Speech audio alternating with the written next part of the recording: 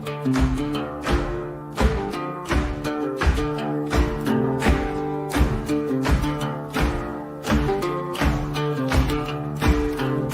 the heartland, the storm is brewing. Drums, boots ignite the flames.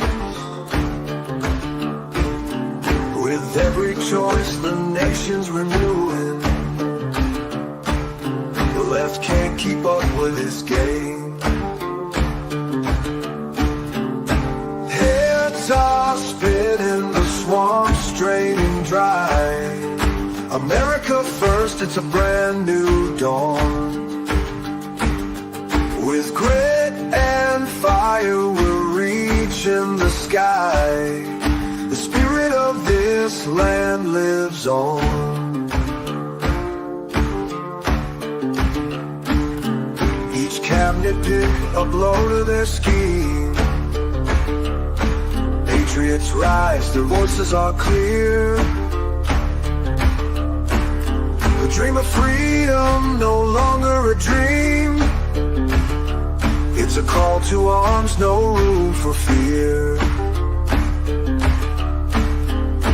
Heads are spinning, the swamp's draining dry. America first, it's a brand new dawn. With grit and fire, we're reaching the sky. The spirit of this land lives on. Thunder rolls with the banjo's cry. Strings moan like a nation's fight.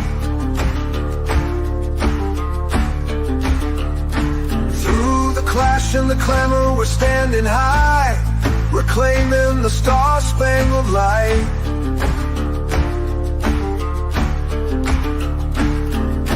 Heads are spinning, the swamp's draining dry. America first, it's a brand new dawn. With grit and fire, we're reaching the sky. The spirit of this land lives on.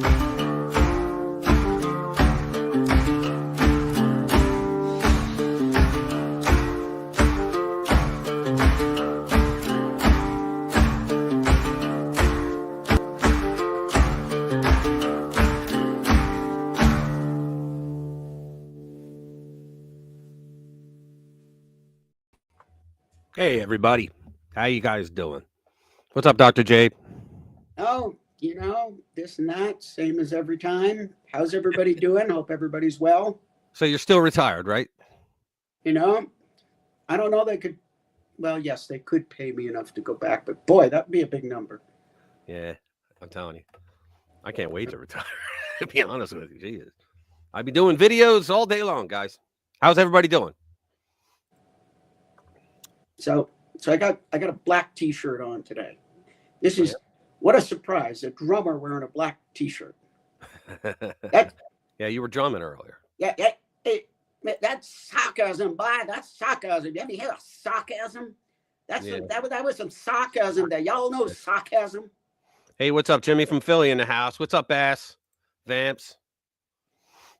Who else? Bobbity. Uncle Bobbity. Awesome. Got the Bobbity in there. Paca. Whoa. How you doing, brother? Good to see you, man. Let's see. Who else we got? For now. Yeah, there's a lot of people that don't say hi. All right. So, boy, do we have a lot of stories to go over tonight, man. There's some really good stuff in the news. When I say good, I mean because it's America First stuff. What's that? Let's get on to everybody early. Hey, dudes, reach out and touch that like button. Please. Yeah, hit the like button if you can before you leave, because it helps us somehow with the algorithm. Hey, 42. What's up, dude? Oh, my God. He's lurking. Wow. I am kind of honored to have 42 here. Wow. That's pretty cool, man. Well, we don't mind lurking as long as you hit the like button. There you go. Yeah. All right. So let's go over what we're doing. Let's see. Where are we? Go to jabberhouse.com, my other site.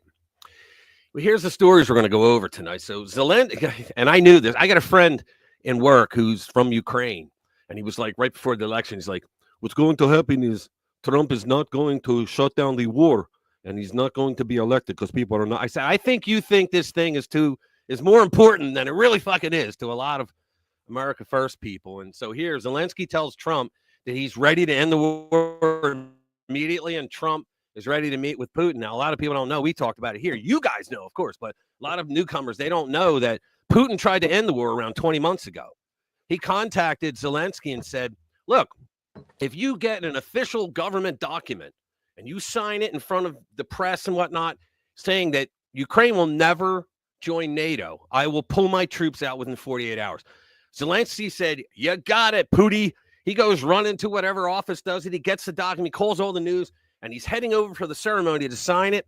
And Joe fucking Biden had his Secretary of State, Antony Blinken, call him on the phone on the way over and said, you can't do that. He goes, what do you mean I can't do it? We're going to end the war. He goes, you have to tell him the condition is that Putin has to step down from power.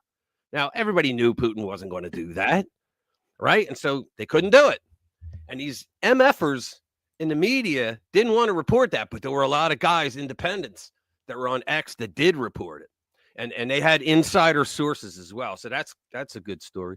Yeah, but Biden didn't want to do that because that's been a cash cow for Democrats. Oh, absolutely. It's been a cash cow for them. A lot of people don't know this. Like, what happens is when we send money to Ukraine, we don't actually send money. We send vouchers. And the vouchers are as good as money, and they buy from the munitions manufacturers that are always happen to be in a Democrat's district. Isn't that funny? It's really weird, man. It's always in a Democrat's district, and that's how they get their money. Because if they get, $20 million, right? You think they're not going to throw like 3% of that at Democrats all in that district? Of course they are. But what about the stuff that immediately goes back into Biden's pocket and his other cronies? Yep, his crime family.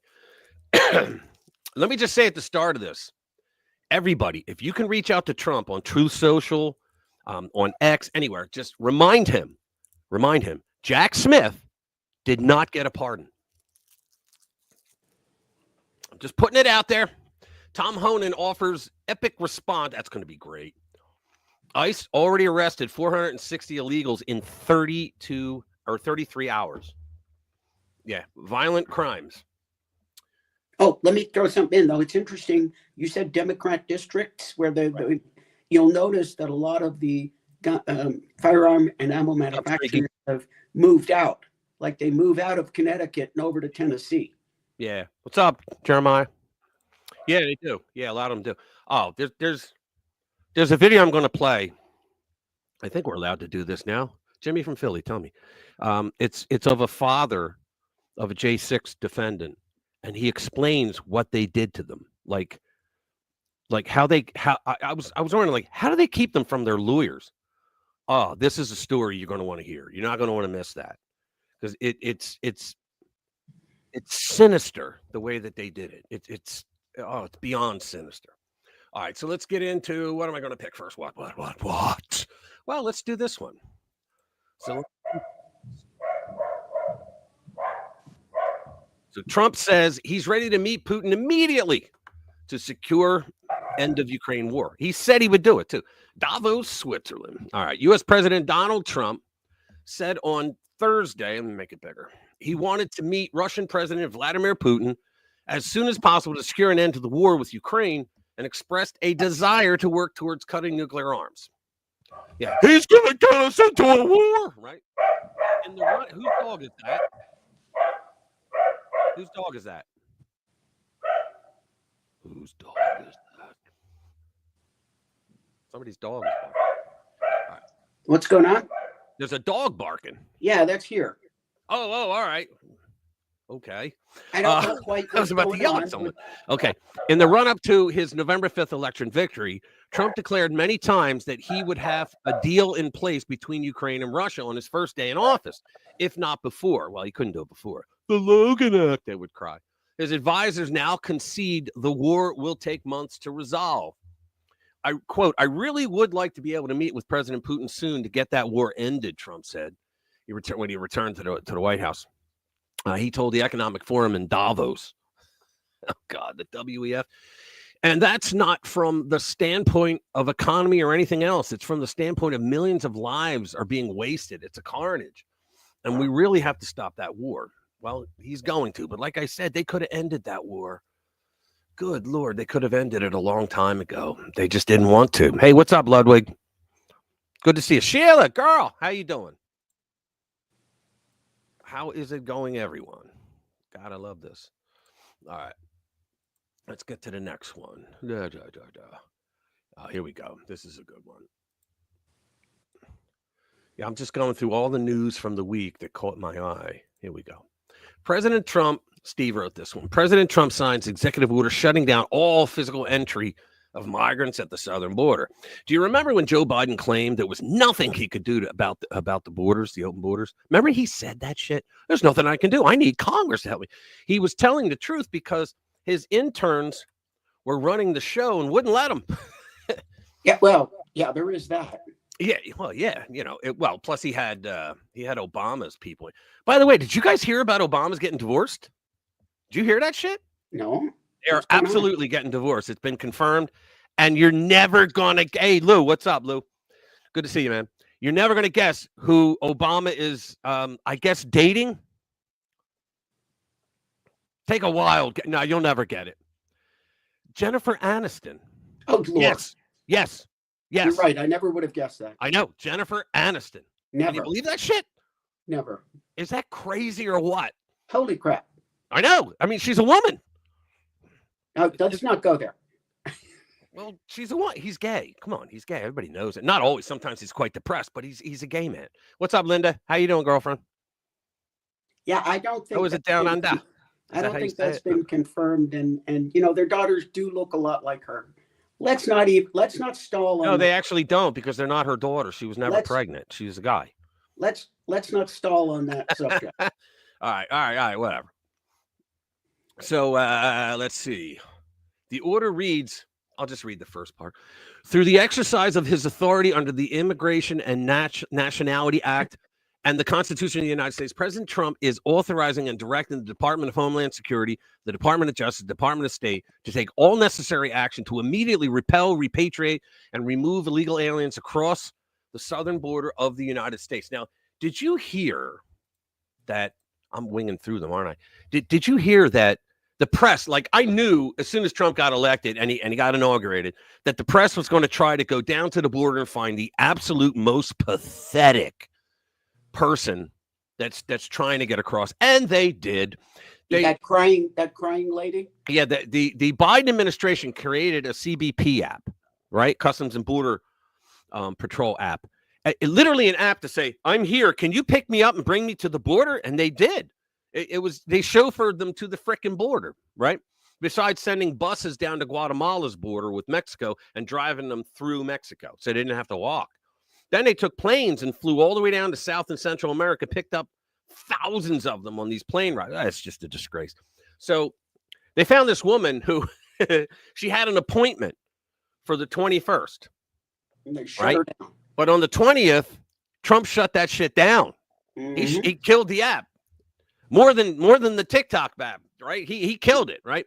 So the woman stated, "I had an appointment," and they're like, "Well, sorry, lady, you ain't got one now. Go away." And so the press found her, and it's hilarious because where they posted it all over social media, people are like, to the media, they're yelling at the media, they're like, "What the fuck is wrong with you? Like, why would you sympathize with people like that want to illegally come into our country?" Because they're lib nuts, and there's no other. Did you see the couple of videos that come out of? I think it was Venezuela, the illegal Venezuelan immigrants, and they're basically saying, "Oh, can't deport me. No, Trump can't deport me." That was the guy from Haiti. He goes, "I'm not going back to Haiti." You talking about that guy? What? Yeah, well, guess what? Yeah, he's in Haiti. Yeah, he's in Haiti right now. They say that like they arrested so many, like they got over 400 pedos already. Criminal illegal alien pedos. Yeah. Jim, the picture is hilarious. I don't know if you were here when I said that Barack Obama is dating Jennifer Aniston. So that was Barack Obama and Jennifer Aniston in the pictures. I got it, bro. What's your problem? All right. Listen, if he was gay during this last, he would have said it. That would have gotten him victim points. I don't want to get onto that topic tonight. Then why'd you bring it up again? Ha ha.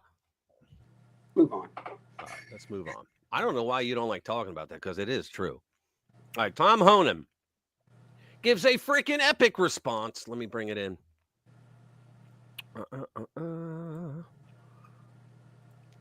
Tom Homan, love him.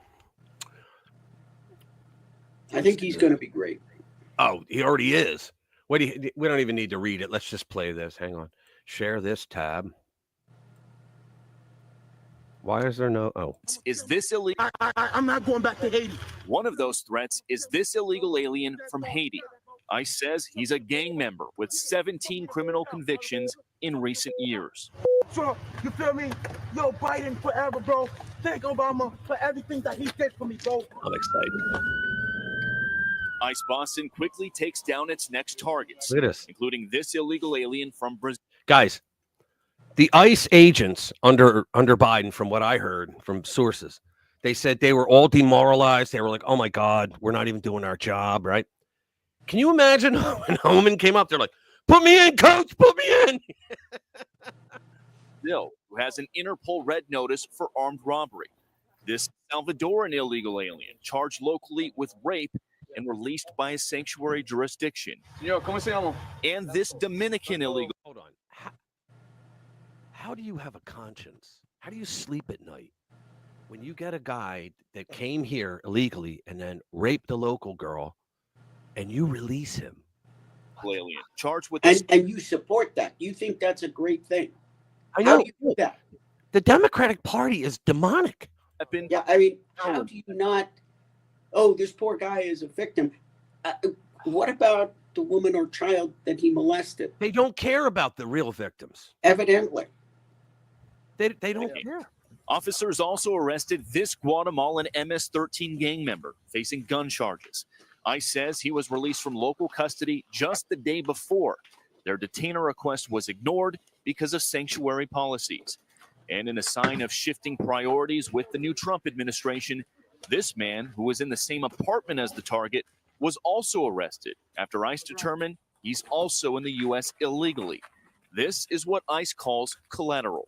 So you guys got your main target just now, but you got somebody else. What just happened? So our main target was released by a sanctuary jurisdiction, not honoring a detainer.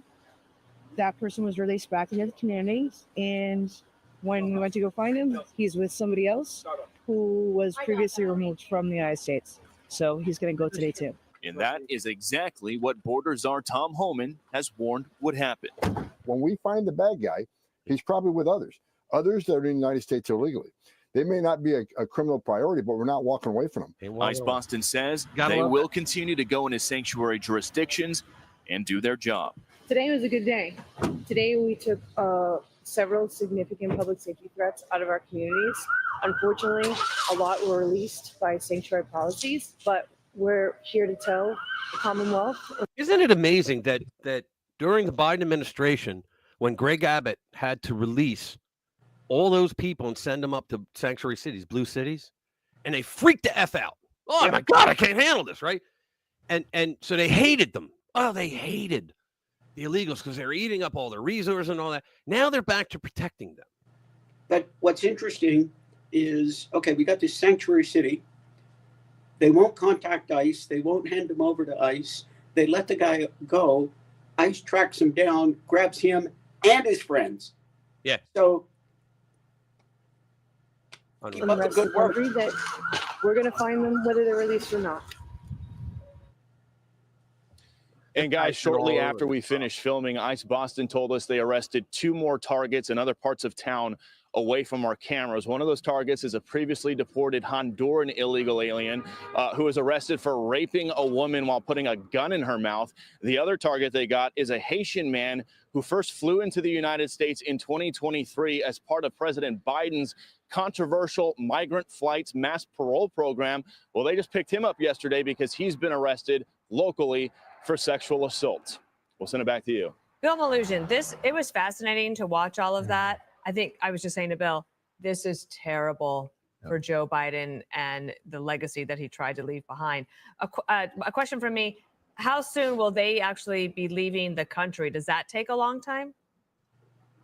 We still got to feed them? It depends what country they're from. If they're from cooperable countries like El Salvador, Guatemala, countries like that, it can be quick. It can be within days or weeks. If it's countries that are harder to deport, countries that don't cooperate with the U.S. as much, it can go into a process of months. But the Trump... I love this. I love every aspect of it. Just get the hell out. The Democrats are so stupid. They can't even take a win. Jill? The Democrats are so stupid they can't even take a win. I saw a story. This trans woman in Florida said, well, in Florida, you have to have your driver's license per your gender at birth. So she says, but there's a loophole. She says, if you lose your license, they must take whatever document you present to give you a new one. And so she shows up with her passport that has been adjusted from male to female. And she can't leave well enough alone. She puts this 10-minute TikTok video out there bouncing around about how she beat the system. The fun part of it is she gets a letter from the DOT. Yeah. And the letter starts off, "Thank you for bringing our attention to this matter." And it basically says, this is the rules in Florida. The license that you possess is not valid, and we're including your updated license that shows your gender at birth. No, and they're going at it or freaking. And it says, and thank you for bringing this to our attention. We will be auditing our files to ensure that this mistake has not been made in other cases. So even when they get a win, they just can't They can't take it. Let's go to the next one. Here you go. Report. Under Trump, ICE arrests 460 illegal immigrants accused of violent crimes in 33 hours. Can you believe this shit? Biden, there's nothing I can do without the Congress, right? In a 33-hour period under the Trump administration, ICE, Immigration and Customs Enforcement, has arrested more than 460 illegal immigrants, including those with violent criminal histories. Between midnight January 2021 and 9 a.m. January 2022, ICE enforcement and removal operations, ERO, arrested illegal immigrants accused of sexual assault, aggravated assault, drugs and weapons offenses, burglary, robbery, resisting arrest, and domestic violence. Well, now that's why they want them to vote for Democrats, according to the information obtained by Fox News Digital. Quote, agents arrested nationals from a slew of countries, including Afghanistan, Angola, Bolivia, Brazil, Colombia, Dominican Republic, Ecuador, Mars, El Salvador, Guatemala, Honduras, Mexico, Nicaragua, Senegal, and Venezuela. According to the report, arrests took place across the U.S. Can you believe this shit? First week. They're already in cities across the country, across the U.S., including Illinois, Chicago, Utah, California, Minnesota, New York, Florida, and Maryland. New York is a mess. ICE also issued more than 420 detainers, requests ICE be notified when a national is released from custody, and they're not doing it. They're not doing it. And Homan is really warning them, look, if we go there and you obstruct us, we're arresting you. I mean, he's literally saying it. One arrest is Jesus Perez, a Mexican national arrested in Salt Lake City on charges of aggravated sexual abuse of a child. Hang the motherfucker. That's what I say. Another Mexican national, Jesus, they're all named Jesus today. Jesus Baltazar Mendoza, sounds like a mobster, doesn't he? Was arrested in St. Paul and is convicted of second-degree assault of a child. Hang him right next to him or bury them alive under the prison. Colombian national Andres or whatever, Para, was arrested in San Francisco and was convicted of sexual penetration, oh, good Lord, with a foreign object on an unaware victim. What does that mean, an unaware? Oh, probably passed out or asleep. Drunk. Drunk, passed out. Another arrest is like Led Zeppelin parties. There you go. Yeah. Or the freak off parties of Diddy. Another arrest is a Jamaican national named Camaro Denver Hay. Camaro Denver Hay, who is accused of promoting a sexual performance by a child less than I can't read the rest of that. Fuck that. These people are sick, and the sicker people are the ones that support them, that defend them. Holy crap. What are we doing? What's up, Anglo? If you read that stuff, do you get a strike? Yeah, a lot of it. Yeah, You a got to be lot of careful. well, if I read trans stuff, yeah, you could get a strike depending on how you read it. Yeah, You no, get a- but there are certain words that, So there's 2 words you can't say. That's why. well, 2 words you can't say, but like if you talk about sexual assault and use the if you word do it for, in that way, yeah, it's okay. But I joke around a lot. no, so. but if you use the word for Hey, what's it, up, sis? My that'll sister's in get the house. that'll get you a ding. Foreign object. Does he mean he brought it with him? No, it means it was him, but not him. Probably a statue or something of the Blessed Mother. Don't they have all them on the front of their car? Right? All right, we're in territory now that I can get in trouble. I was going to say, let's. Yeah, I know. Here you go. Here's another good one. New York Post is probably one of the best out there because they cover so much cool shit. Okay. New York has right now 670,000 residents who are illegal migrants, including 42,300 undocumented restaurant workers. Like, you can't get that many Americans to work in a restaurant. New York State has 670,000 residents who are illegal migrants, including 42,000 undocumented restaurant employees, 48,500 undocumented, why don't they just call them illegal, construction workers. An eye-opening report released on Thursday said. The report from the liberal-leaning Fiscal Policy Institute revealed an underground economy of migrant workers in the Empire State where 1.8 million residents are non-citizens. Holy moly. That may also include green card holders. They're not green anymore. In total, there are 4.5 million foreign-born residents of the state. Oh, speaking of that, sidebar, sorry. Did you guys hear that we may lose the anchor baby thing in court? Because there's a lot of people that are saying they think Roberts is going to go with the libnuts on the court, and that maybe Amy Coney Barrett as well. And guys, I don't understand that because they say, well, it's very hard to change an amendment. You don't have to change an amendment. All Trump is doing is say, hey, we're going to enforce the amendment the way it's written. And you know what I think he should do? He should put fucking Chuck Schumer in a headlock and say, say it, say it until he comes out and says, and subject to the jurisdiction thereof, and then let him go after a few thousand noogies. I think it's going to be 5-4, and I'm hoping that it's 5-4 in favor of getting rid of the birth. I don't know about that. A lot. See, guys, this is right now where we have to post on social media. Yeah. And no cursing, be legit, post on there and say, and subject to the jurisdiction thereof means one of your parents has to be a citizen. That's what it means. And you want to know how we know? Because the senator who introduced the 14th Amendment said so right on the floor of the Senate. We know what he said. The report from the liberal, I read that. In total, there are 4.5 million foreign-born residents in the state. And you want to know something, guys?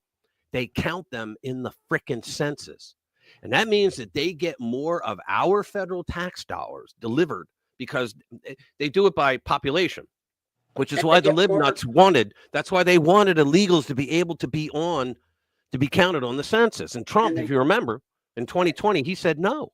And they get more congressional seats and they get more electoral votes. Exactly.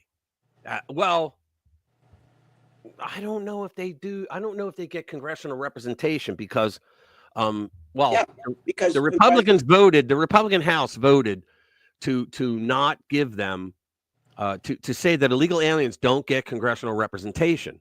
No, but I think it was all but 2 Democrats voted against that. Congressional seats go by population. Yes, I understand that. And they include that in the census. I understand that, but I don't think that they were up till now, including the illegals, the self-identified illegals, for apportionment. Sorry. Yeah. Sorry. First of all, they would even if they knew. Second of all, by the census, you can't separate those out. So, hey, what's up, Chris? Trust me on this one. They have been counting the illegals for Senate, congressional seats and for electoral college votes. Trust me on that. Well, okay, I'll research it again. Who's this? I fucking love Trump, and I know. Yeah, I know.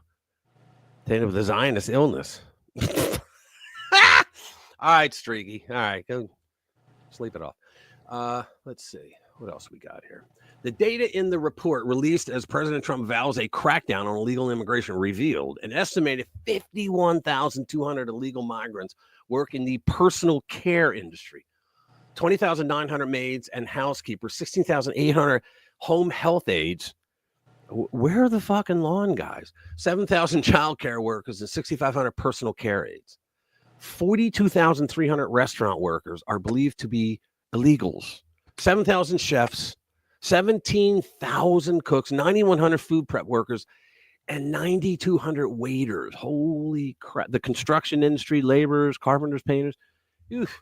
Over half of all crop workers in the U.S. are foreign born. And, you know, it just kills me that somebody wrote an article when it was in, I think it was PJ, what was it? I forget the name of the thing. But he basically pointed out when they did these kinds of numbers again, these are jobs that are running. They're like, bullshit. They're like, bullshit. Americans would take those jobs. They would just take them at a higher rate. And these companies, businesses, whatever, they get to pay them, you know, cash. You know, they don't even have to pay them minimum wage, right? And none of them will do E-Verify, and the Congress won't act. Well, they did approve it, but they never signed it into law because Congresses don't sign it because it would piss off all their business people that give them money. And the Republicans are included in that bullshit. Yeah, they would find people for those jobs. Capitalism rules, baby. It self-balances. Absolutely. Oh, here's one, guys. And Trump said he was going to do this, and goddamn, he did it. You ready? Here we go. Trump orders the release of long secret final files on JFK, RFK, MLK assassinations. He said he was going to do it, and you know, because the CIA is involved. So I'm surprised. President Trump on Thursday ordered the declassification and release of long secret files on the assassinations of John F. Kennedy, his brother Robert F. Kennedy, and civil rights leader Martin Luther King Jr. Everything will be revealed, Trump 78, they always got to put their age, said in the Oval Office as he signed an executive order mandating the disclosure after decades of speculation and conspiracy theories about each of the slayings. The order says the release of these records is long overdue and requires the Justice Department and the Office of the Director of National Intelligence to rapidly prepare for the release.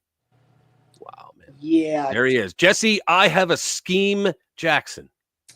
Do you know, true story, Jesse, in order to be in his inner circle, MLK said you have to have a divinity license. In other words, you had to graduate from divinity school, okay?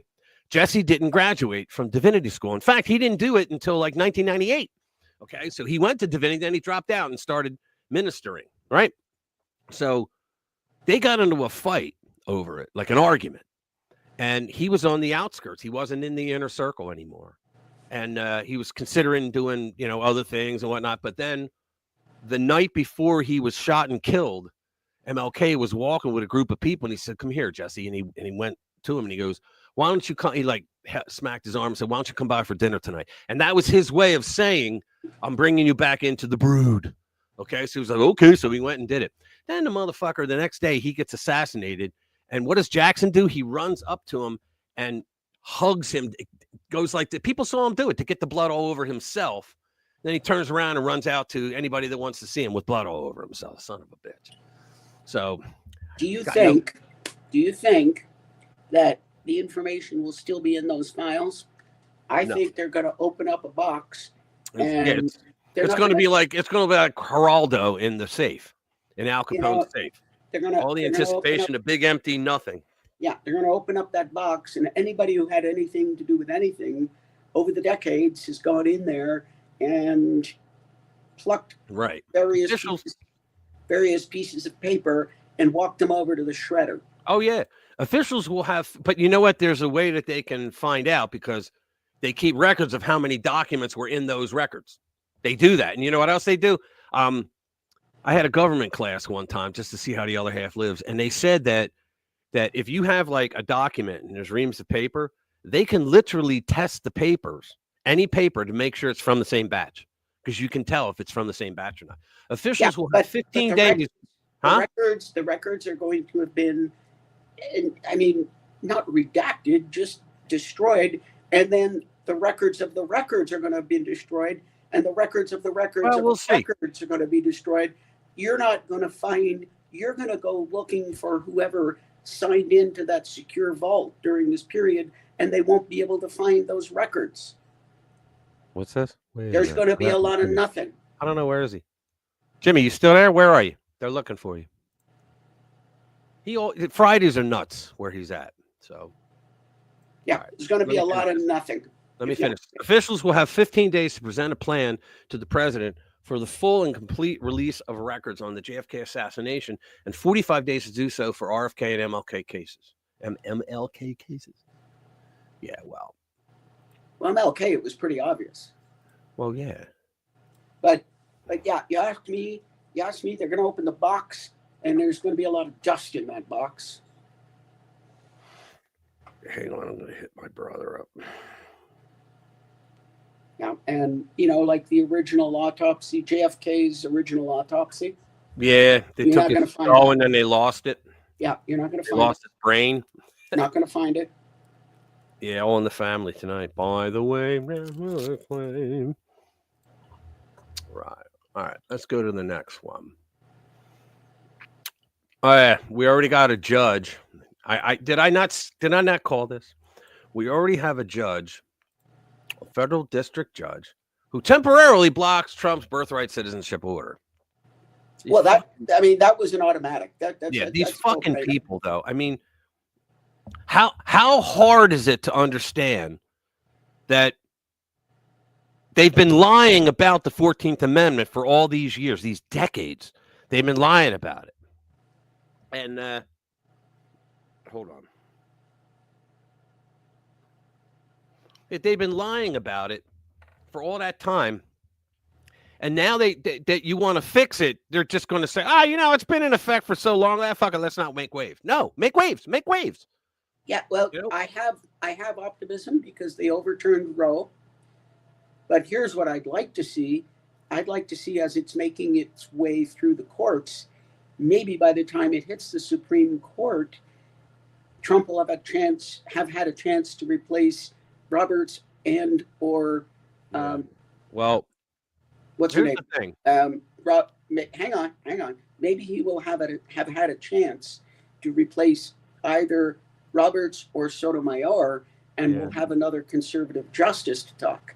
Well, we hope so, but I can only hope. Did you hear that though the Supreme Court just came down and said no longer are federal judges allowed to issue a national order?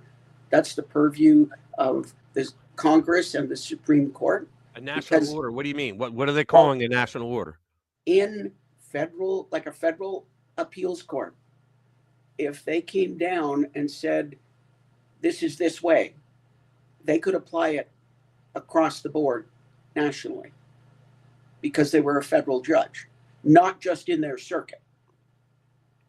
Yeah, the Supreme Court has said, I don't think so.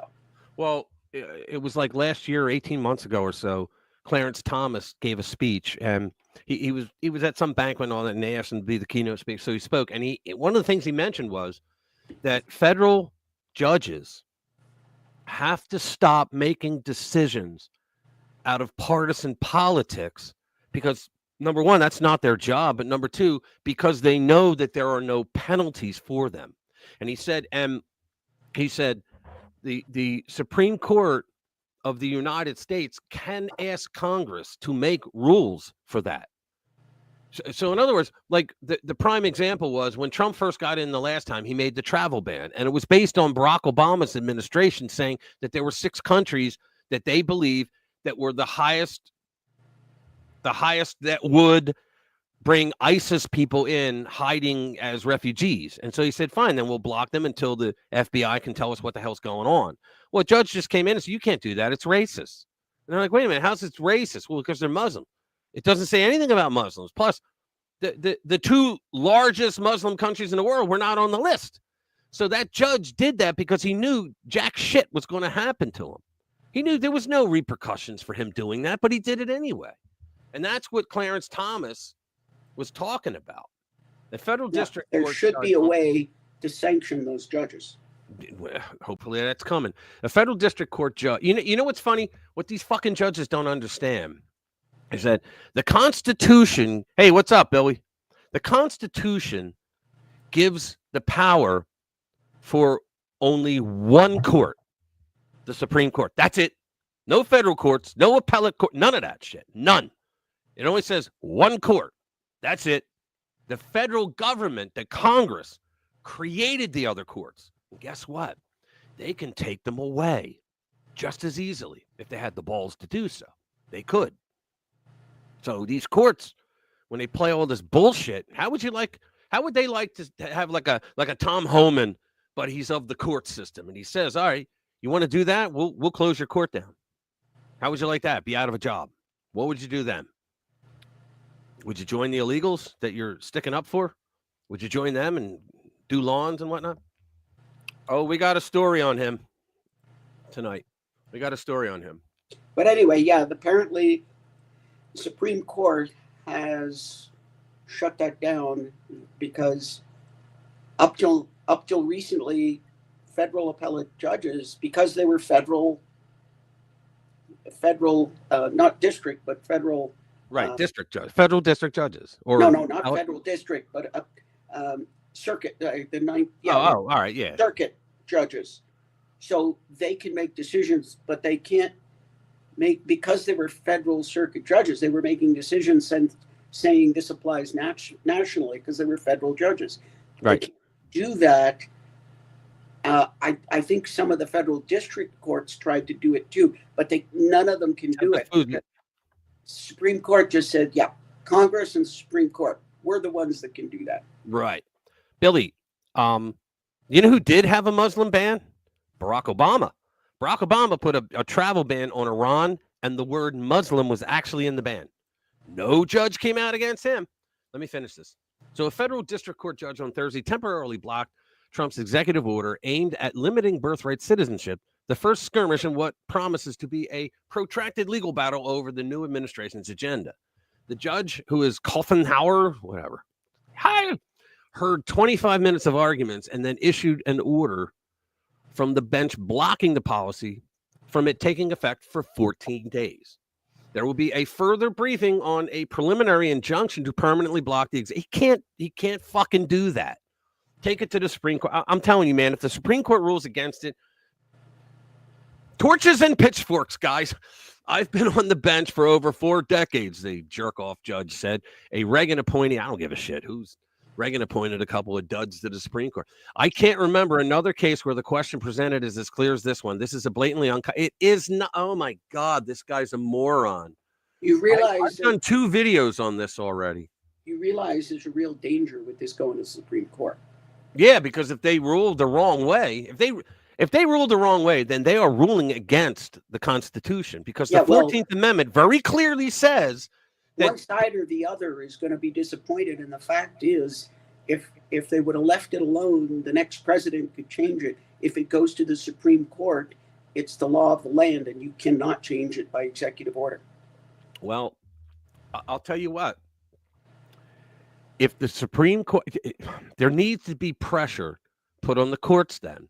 Social media. There needs to be, I'm not talking what the lefties do and go to their fucking house and sing Kumbaya outside on the lawn. You know, I'm saying there's got to be some pressure put up there, just pointing out and subject to the jurisdiction thereof. It's as plain as day. That it means that one of your parents has to be a citizen. That's what it means. The senator explained it. He said that it does not mean foreigners, aliens, or diplomats, but every other class of person. Yeah, because the the baby has to be subject to the jurisdiction.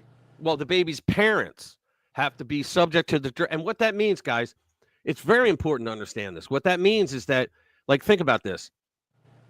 If when you take the oath to become a citizen, you renounce, you're essentially renouncing your loyalty to your old country, and you're saying, I will now be loyal to the United States. I'm subject to the jurisdiction of the United States. Okay, and that's why they do that, right?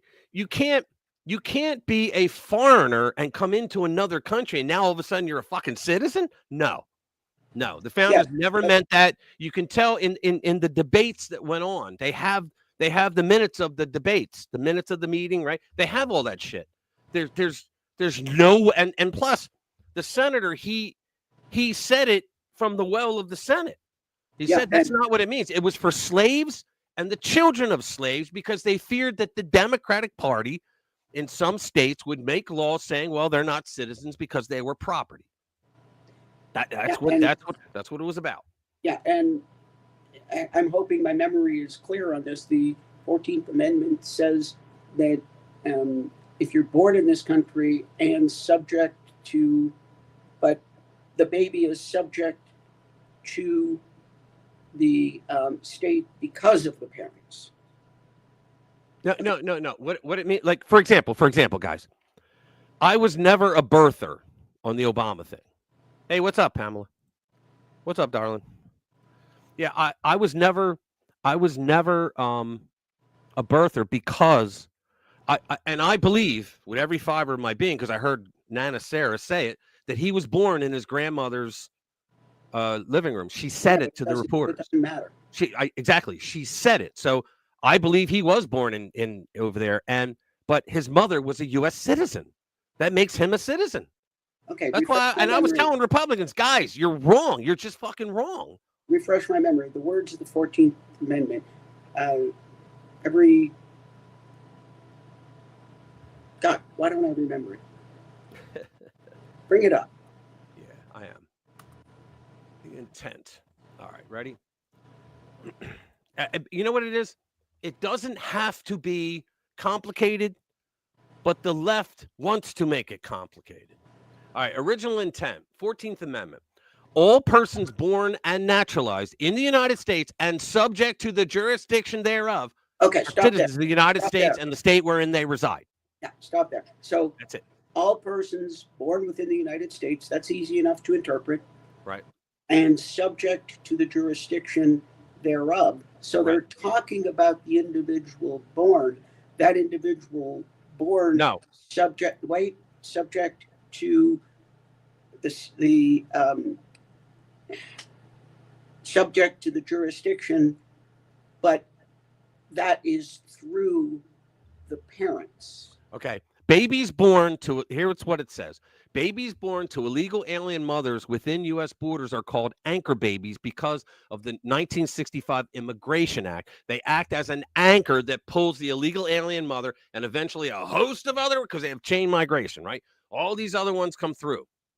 The United States did not limit immigration in 1868 when the 14th Amendment was ratified. Thus, there were by definition no illegal immigrants, and the issue of citizenry. See, this part right here, subject to the jurisdiction thereof, what it's saying is a baby does not have any rights in 1868 and then 1866 and 1868. Did not have any rights. Okay, hell, women didn't have rights, but they didn't have any rights. So you were, in essence, a part of your parents. Yes. So they're saying that you have to be subject to the jurisdiction thereof the United States. In other words, they meant that it wasn't going to. In fact, he says it's not for foreigners. Let me see. Yeah. So subject to the jurisdiction. Here's what he says. Means that. Let me read it. Let me read exactly what he said. It's Senator Jacob Howard. He's from Michigan. And he said, every person, he said this from the well of the Senate. Every person born within the limits of the United States and subject to their jurisdiction is by virtue of natural law and national law a citizen of the United States. This will not, of course, include persons born in the United States who are foreigners, aliens who belong to the families of ambassadors, meaning diplomats, or foreign ministers accredited to the government of the United States, but will include every other class of persons. Now, what he means by every other class of persons, and it goes to the Wok case, United States versus some Chinese guy, Wok, okay? They said that he had to go back to China because there was a death in the family. And when he tried to come back, they were like, no, you can't come in. And he was like, well, wait a minute. You know, my parents are here. They're legal permanent residents. All right. And they were like, no. So they took it to court. And the court ruled yes, because the parents were subject to the jurisdiction of the United States. They weren't citizens, but they had permanent residency. They were by the United States said, you may live here the rest of your life. And at any time you can become a citizen. So that's what that case was about. But what they're saying here is that no foreigners. The child has to have at least one of the parents has to be a U.S. citizen in order to become a citizen. Now, the only other remedy to that is if you have the baby here and you're both illegals, and then if you apply for citizenship and do the 9 years and spend the $10,000 in legal fees, that is probably more now, that's going to cost you. I mean, you know that whole system. You went through it. But if you do that way, yeah, then you could all become citizens, right? But to have a baby drop here, I mean, that's just here's to make Looney Tunes. If you come in and you have a baby and you're in the process of immigration, my understanding is when you get your naturalization, your baby is basically included. Well, yes. Because the baby falls under your jurisdiction. In other words, the baby, like I said before in the beginning of this, I said a baby does not have rights because it can't explain them, so it doesn't have rights. So the rights are extended from the parents to the baby. Yeah, minors even today don't have rights. Well, juvenile rights. That's it. Well, except in some very few circumstances. But yeah, the baby has to be subject to the jurisdiction through the parent. Well, it could be one parent. Like if one parent is a citizen, then okay. No, it can be one parent. Yeah, I know, but he's saying it should be two. I would tend to agree, but you know what? And you know what Trump said too? This is what kills me. Trump said, look, all of the babies that were born here illegally up until now, you can stay. We're not going after you. You're in. You know, you're in, like Flynn. So, okay. Yeah, Ted Cruz was born, but his father was. You know who else? What's his name? McCain, John McCain, right? He was born in Panama because his father was on. His father was on a ship out there. he ran. His father was a big admiral and he ran shit. But because his parents were citizens, he was a citizen. I keep saying this too. You know who wasn't? Our Secretary of State, Marco Rubio. Neither of his parents were citizens or legal residents when he was born in the United States. He's not a citizen. However, we're not going to talk about that. And you know why the libnuts won't talk about it? Because if they do, then every other one has to. Then Kamala has to go.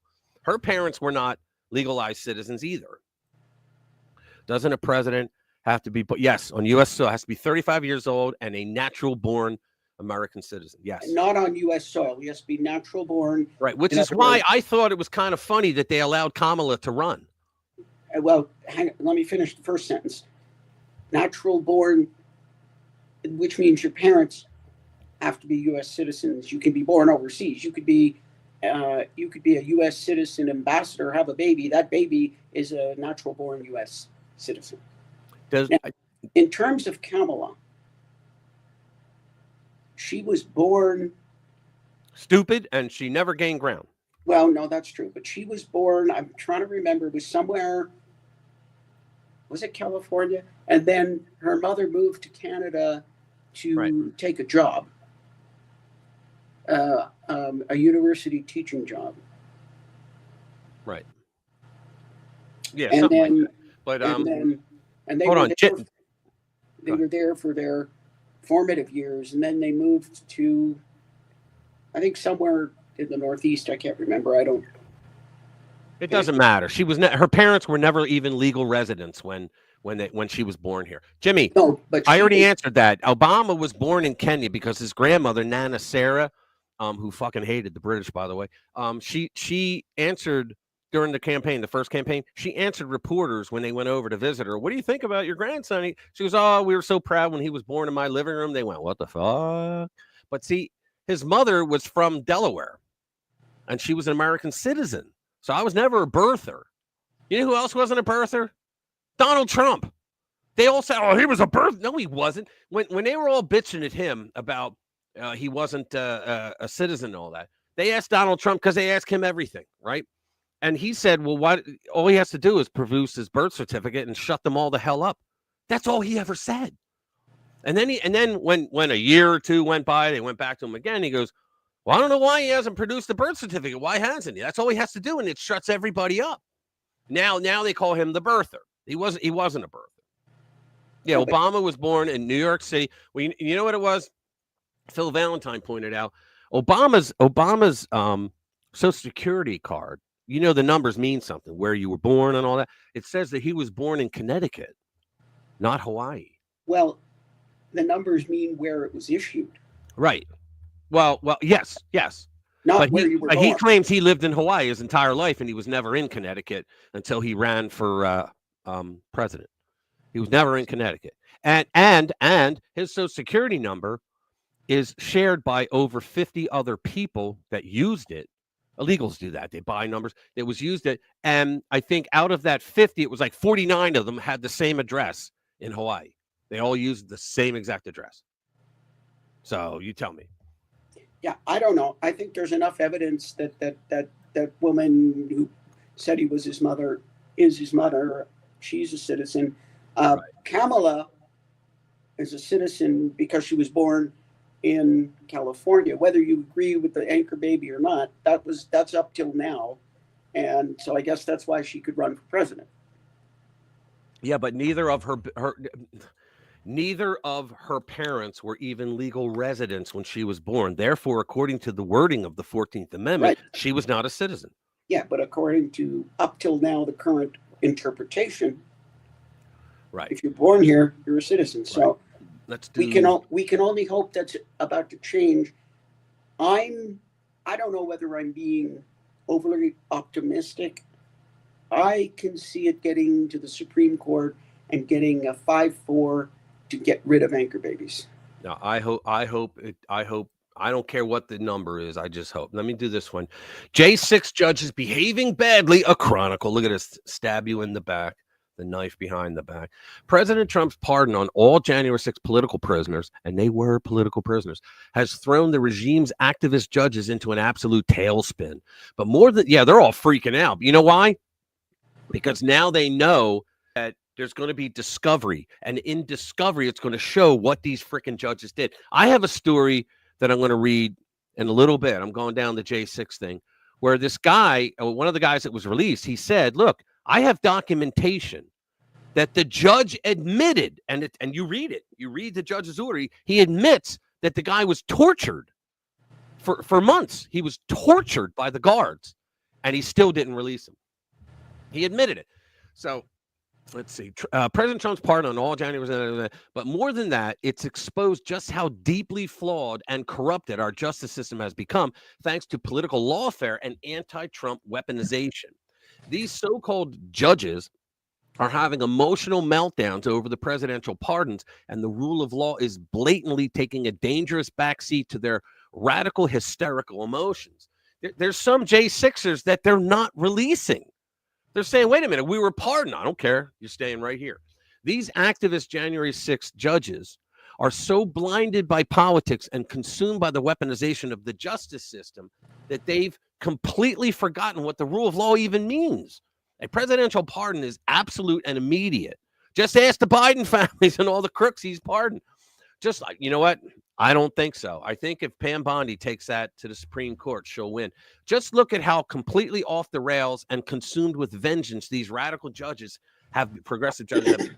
Side note, there are all kinds of ancillary issues cropping up with J6 dismissals. Judge Mehta notes that he may not be able to dismiss a conviction that has been finalized. Judge Bates wants to know, really? So you can do pre-pardons and you can't do a pardon on someone that's been convicted? Even if so you can do the preventative one, like the pre-existing, pardons, but you can't do a pardon for someone that's sitting in jail. What the fuck is that? No, that's upside down. That's upside down. I know. Judge Bates wants to know whether he can still penalize, can you believe this? A defendant for violations of release conditions. Fuck you. He was pardoned. It's just unbelievable, man. Here's the thing. A pardon is issued after conviction for a crime. Right. And part of the aspect of a pardon is you have to accept the pardon and admit your guilt. Right. It's exactly right. So if Pam Bondi decides to get into a big dick contest, can I say that online? Sure. If she takes this and runs with it, we may have to question not the president's unlimited power to grant pardons, but the question of what is a pardon, because a preemptive pardon is not a pardon. That's the word. Couldn't think. It's not a pardon. A pardon is something you give somebody who's been convicted. Well, I did a video on this, and I showed that the Supreme Court already ruled that a pardon removes the penalties of a conviction. So then I went to Black's Law Dictionary, and I said, what is a conviction? And it says that somebody that is found guilty of charges that they were charged with by either a jury or a judge. So my question in the video was, you didn't watch my video, did you? So the question in the video was, I watched them all. I know. So the question in the video that I asked was, how do you remove penalties and punishment when you're not convicted? And I'm not convicted. I don't get any penalties or punishment. Do you, Jade? Do you? Yeah. I don't. I have never been punished for something I was never charged with. But that's the whole point of the definition of a pardon. Right. You can't question the president's ability to pardon, but you can question the definition of a pardon because he's gone back and said everything from 2014, forget about it. Isn't that crazy? And my point also was, here's how crazy it is. By their standard, by the libnuts standard, then a sitting president can literally give a preemptive pardon on every U.S. citizen from here until the day they die. By their standard. Theoretically. That's just nuts. That's crazy town. But what's interesting, I can't remember if this was on your video, but the compilation of Democrats whining, dripping, and moaning about Trump potentially giving preemptive pardons. Right. When he never did, and he never said he was going to do it. It was just something I think the legacy media kind of dreamed up.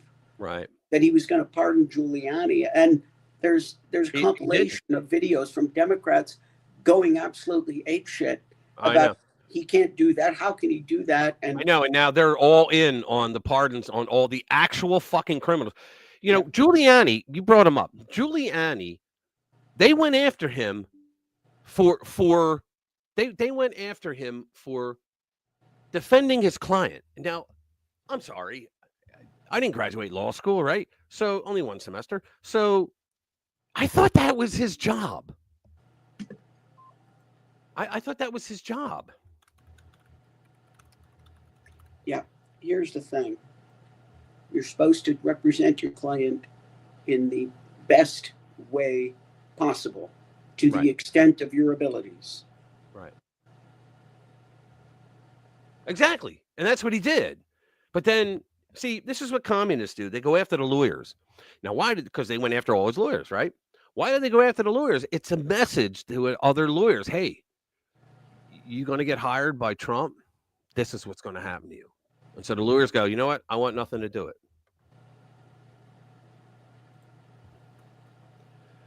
Yep. All right. So he says another curveball. Judge Collar Kotali, I hope I murdered that name, wants to know if Trump's order to dismiss January 6 cases covers a defendant charged with obstruction of justice that occurred months after the attack. Yes! That's the but-for clause. But for you guys didn't railroad them with lawfare, right?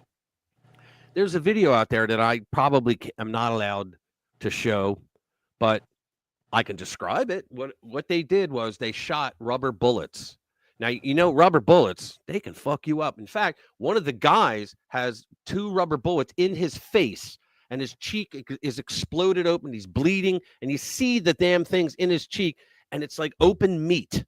And you're like, whoa. And everybody's like, what the hell did you do that for? Right?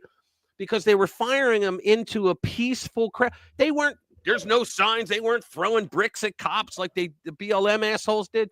No, they were just standing around talking. So they fired tear gas in the middle of them, and they started shooting people with rubber bullets. And then we saw that video that Tucker played where 2 of the cops were above the fray now, and they were laughing. They didn't realize their GoPro picked it up. They were laughing, saying, yeah, I think when you shoot rubber bullets and tear gas at peaceful protesters, they get pissed off. And they both started laughing. The whole thing was a goddamn setup. Unbelievable. Yeah, so the judges are having a tizzy. But Rich, don't you know those J Street rioters killed 5 cops? No, they killed 5 cops. No, they killed 20 cops that night. I thought it was 100. Yeah, I thought it was 200. Yeah, I'm telling you, man, fucking Joe Biden, President of the United States, came out and repeated that lie multiple times.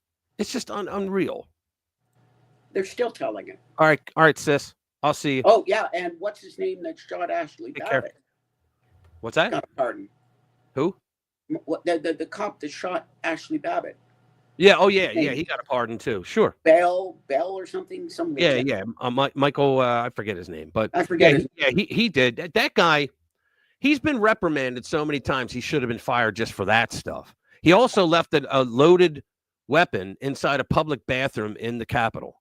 You should be fired for that immediately. He also had problems with the management over getting pay through COVID. He argued with them to the point where he threatened a guy. Should have been fired for that. Yeah, I'll take things that never happened for 1,000, Alex. Yeah, exactly. Unreal, man. But AOC. God, we don't have to deal with these. But AOC was terrified and afraid for her life. Who? AOC. Oh yeah. She was terrified. She was afraid for. She was in the middle of the building. She was in the middle of the fray. Didn't you know that? Yeah. Bullets were whizzing by her ear. I know. It's unbelievable the things that she had to put up. Here you go, guys. This is that father I was telling you about. Where is it? Right here. Okay. How do I make it bigger? I don't understand. All right. Well, I'm just going to play it. Listen to this. Families have lost everything. Their husbands, the fathers, the breadwinners have been taken from them and put in prison unlawfully for many years for the simplest of infractions. You said this wasn't the first prison that your son was at. Can you talk to us about what they charged him with and why he was at another prison before coming here? Sure. What they do is it's called diesel therapy, so you can't settle. So what they'll do is when they first picked my son up on January 16, 2021, they scooped him up and then they started taking him from prison to prison. Spent 202 days down in the bowels of the DC prison. The conditions there are so egregious. He was actually sifting water through a sock because there was so much rust in the bottom of that prison that you can't drink the water. And they would lay them on a cot. They had lights. This was like Vietnam, where they had lights on all the time. You had 2 blankets. They call them suicide blankets, and you just laid them on a basically a block, and you didn't even have a mattress. So and then what they do as soon as you start to get communications with your attorneys and your family, they scoop you up and they take you to another prison. And then so you'll be there for 2 weeks. You're usually a week to 2 weeks. You're in solitary, where they transition you into the new prison. And then you're there for, maybe 3 to 5 months. They ship you out again. And there was a time that on 2 Christmases ago, we didn't know where he was for I want to say almost 3 weeks. How is that possible? How come you can't, call his family? Nobody knows where he's at. When you can't talk to your attorneys, you can't hardly even talk to your family, and you can't possibly, make a defense. And then when you do get your attorneys, you talk to your attorneys, and then they scoop you up and they move you to the prison. All your notes and stuff, they take. So they know exactly what your defense is. It's like playing cards with your opponent looking over your back and looking at your hand. It's impossible to win. What has happened under the Biden regime was so egregious, so anti-American, unconstitutional. They walked all over our Bill of Rights. Thank God President Trump came in here, because not just for our patriots, but and our families, but for all of America. Because if they didn't like you, they would do anything to shut you up. They tried to shut down my businesses. They had the local the state agencies come after my companies.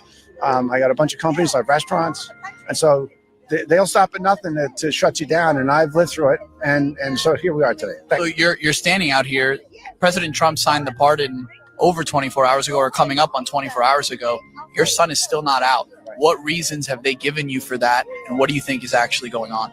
What this is nothing more than this nasty, rotten mayor of this city that controls these facilities.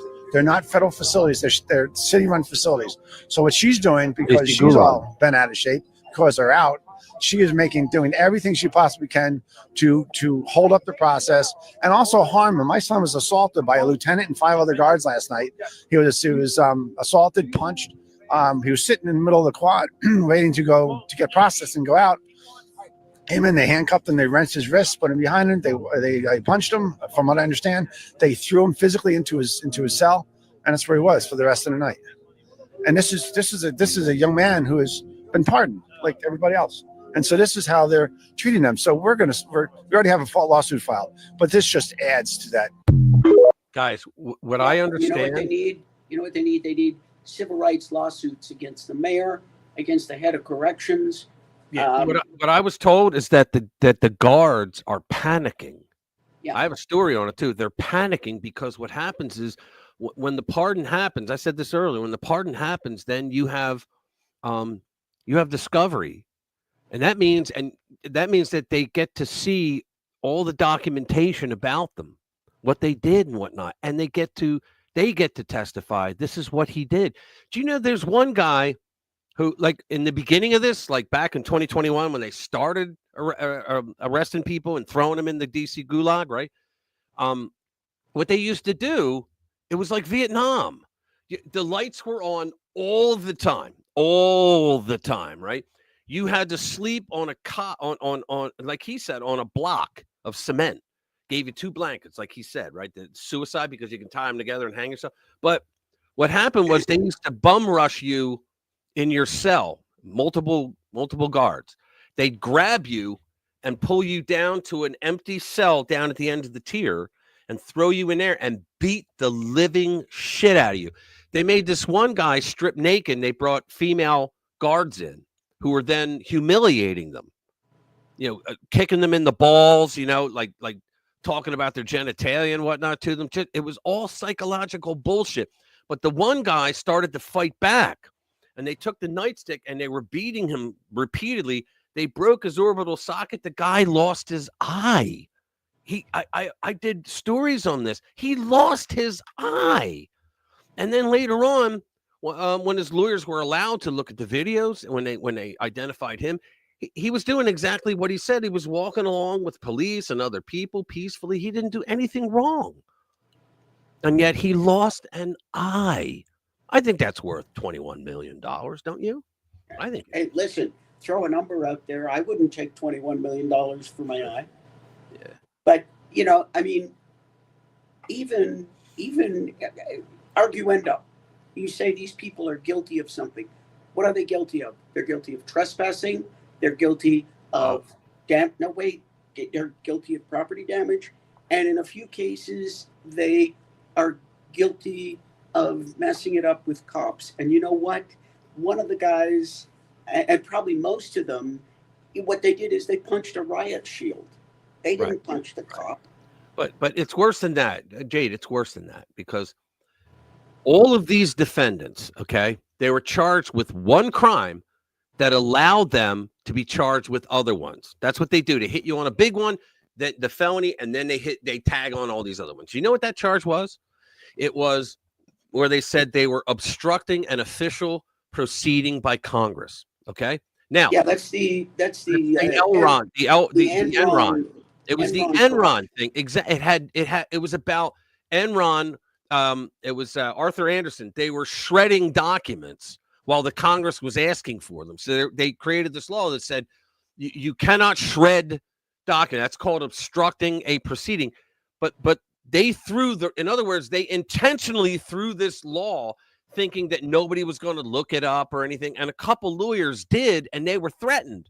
You bring this up and we'll go after you. We'll disbar you and all that. I mean, this was all communist bullshit. But these people are obstructing a position, obstructing official action. But what about what's up, brother? What about what's his name who pulled the fire alarm? You got his channel up. Good. Yeah, yeah. He lost his seat. House minority. No, the House minority leader. Oh, Hakeem Jeffries. Yeah, wasn't it him? Pulled the fire alarm though. I thought it was him that walked. No. The guy that pulled the fire alarm was what's his name? Jamal Bowman. Oh, and I'm sorry. He lost his seat. Jamal lost his seat. Oh, good for him. Couldn't happen to a nicer guy. You're right. It was Jamal Bowman. Sorry about that. Yeah, what we need to do is bring civil suits against everybody involved who is guilty of this crime. Very simply. Here you go. Here's one from Life News.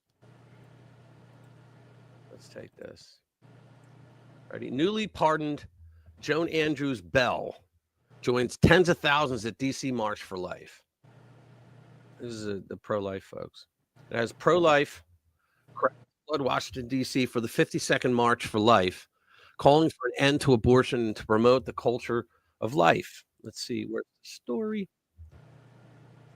Despite Roe v. Wade having been overturned in 2022, pro-lifers know this is another thing that the frickin' Biden regime did. They went after pro-lifers who were singing songs and lighting candles outside abortion clinics. They were, whatever it is, the 500 feet, they were the right distance away. They didn't give a shit. They went after them. Despite Roe v. Wade having been overturned in 2022, pro-lifers know they still have to put pressure on their local and state governments to implement laws to protect the lives of innocent preborn and to help build the culture of life in America and around the world. Were addressed by President video. Vice President J.D. Vance spoke on stage at the grounds of the Washington Monument. You know, it's just so nice that it seems like the soft hop is over. The lights came on and the adults have re-entered the room. Remember when they said that shit in 2020? Oh, the adults are back. You know, it's like, holy Christ, if you guys are adults, I want absolutely nothing to do with you. They try. You know what, Jade? That's my response to everybody now, especially Schumer. I responded the same way to him. Like, no matter what he says now, well, the Trump administration nominees seem to be more interested in pushing a conservative right-wing ideology than doing their job. So I just say, STFU, Chuck. Your party destroyed the world. Just sit down and STFU. And that's what I think everybody should say. Shut the fuck up. You guys destroyed the world. We don't want to hear from you anymore. So what do you think if getting Harris on fire? been, You have to stop me. if Harris would have been elected, do you think we'd already be in a nuclear war? It's possible. Let me tell you. But we avoided a Soviet nightmare. Oh, here. You know, they're pissed off because they lost. And, And the thing is, even with all the trickery and shenanigans, dudes, we won. I know. I'm gonna suck it up. I'm gonna share some things with you at this point. Let me see. Not too personal, I hope. No, it's from. Oh, shut up. No, it's from. It's from. Where the hell is it? Let's not get into the TMI, okay? No. It's from. It was a thing I put out. Where is it?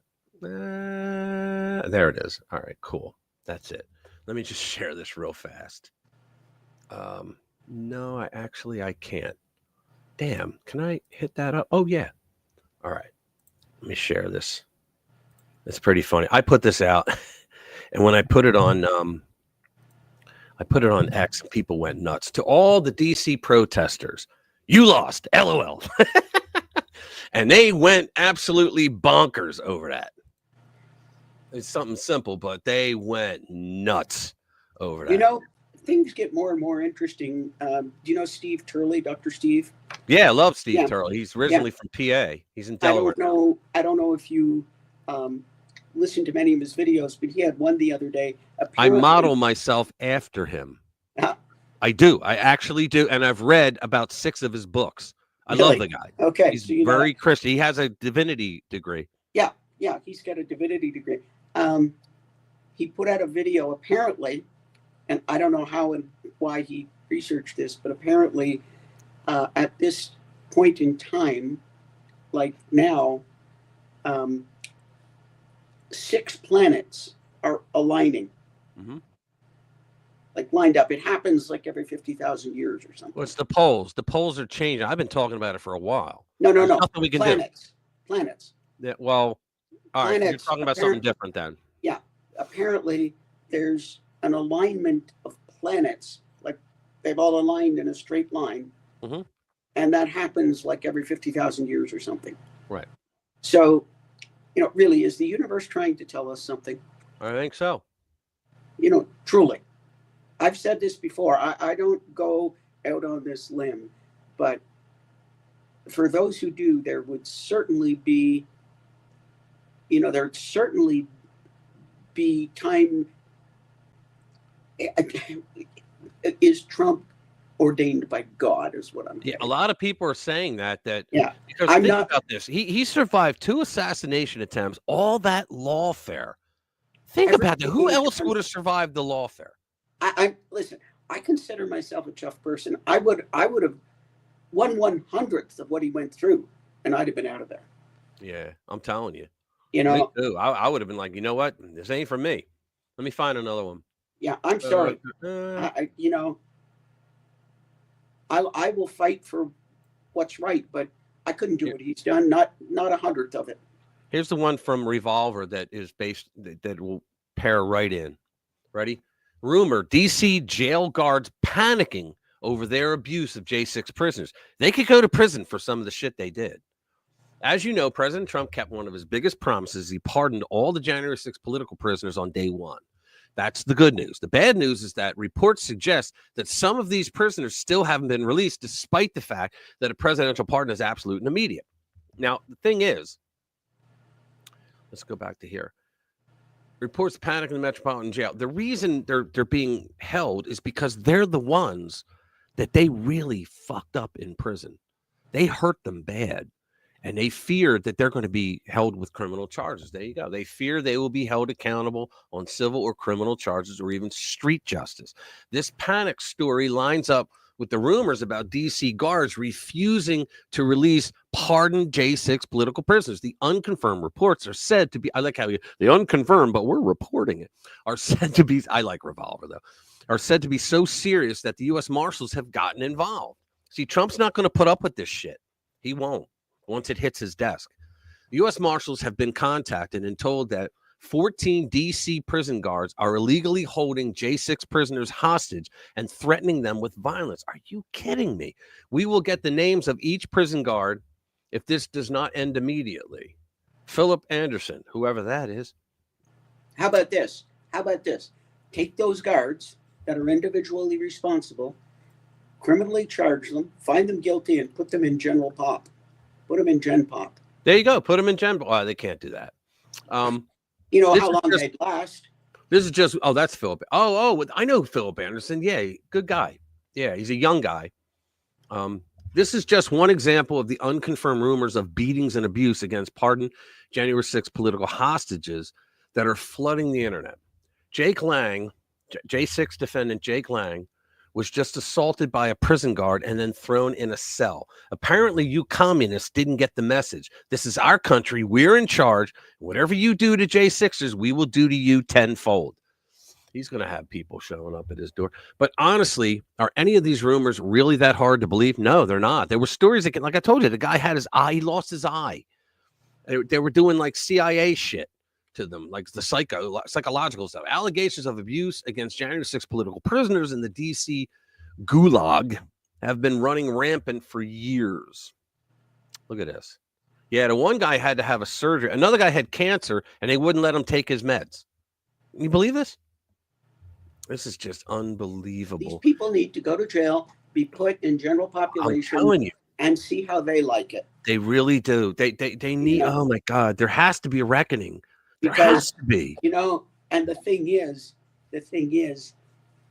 they may not kill them. They may make it so that they wish they were dead. Well, you know, I don't think Biden pardoned himself. I don't know. Now you say, oh, you can't bring a former president in. Why? You motherfuckers charged him 4 times, right? You charged him 4 times. You convicted him on a bullshit case.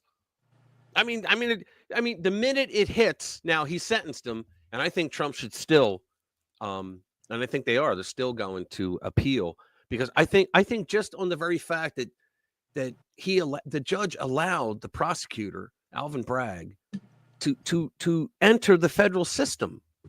It's not allowed to be done. That alone should throw the whole thing out. You know, and then there's no convicted felon. I had a friend that sent me photos today of a photo of a shirt that the libnuts are, and the one I looked up other ones, and the one says they're selling shirts. It says I didn't vote for him, and you know, FDT, fuck Donald Trump, right? Instead of fuck Joe Biden. And then the one says, imagine explaining to your daughter that you voted for a rapist. And I'm like, imagine explaining to your daughter that your mother's a moron. Because they keep calling him a rapist. He was never convicted of rape. He was never even charged with rape. Never. Not once. How And about yet they keep saying it? How about explaining to somebody? How about explaining to a girl that your grandfather released untold numbers of murderers and rapists and back into the street so that they could rape and kill little girls just like you? Unbelievable. And then they had the no bail shit, and they go, well, that's a state and city issue. No, the Biden administration was involved in everything. How do we know? Well, they weren't even trying to hide it. The prosecutors were seen going into the White House. You know, can you imagine You know what's totally amazing to me though and you see this every time you turn around, how much these libnuts were depending on the Democrats winning last November. Oh, I know.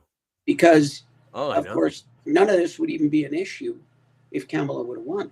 Oh, geez. And same thing with Hillary. Yeah, a lot of the shit that they did would have been thrown under the rug. But they were so determined. Yeah. And yes, with Hillary, all the stuff about the laptop and the Russian collusion, that all would have been established fact after that. But they keep doing it, and they've still, and right up until November 2024, they're doing this thing knowing that the next Democrat administration is going to protect them. I know. And they hung their hat on that. And it's like, it's just amazing to me that they become so dependent and so counting on. Because they thought they were never going to be out of power. That's why. Yeah, but they count on it. They depend on it. Oh, yeah. Here you go. Can you imagine? Go ahead. Finish. I was just going to say, they just have no concept that, well, of course we're going to win. You know, they get no thought that, well, maybe not. Right. The guy writes, can you imagine the amount of physical torture and the mental torture? Heard some had broken bones. Torturing J6 political prisoners with ear-piercing noise. They did that. And depriving them of sleep for weeks. J6 defendants housed in C3A, the cell block known as the Patriot Pod in the D.C. Gulag, where J6ers were segregated from the general population, right? But, I mean, I heard that they had lights on all the time. Like I said, it was like in Vietnam gulags, you know?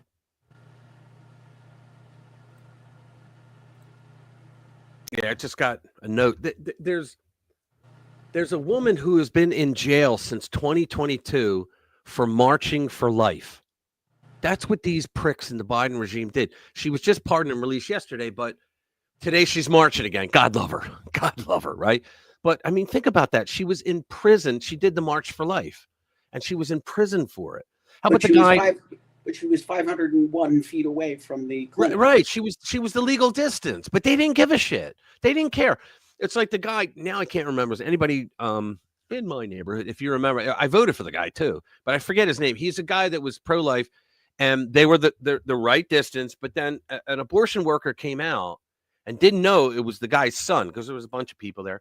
And he went over and started yelling at his son, and then he shoved his son. So the father came over and hit him and said, "That's my kid. You don't touch my son," right?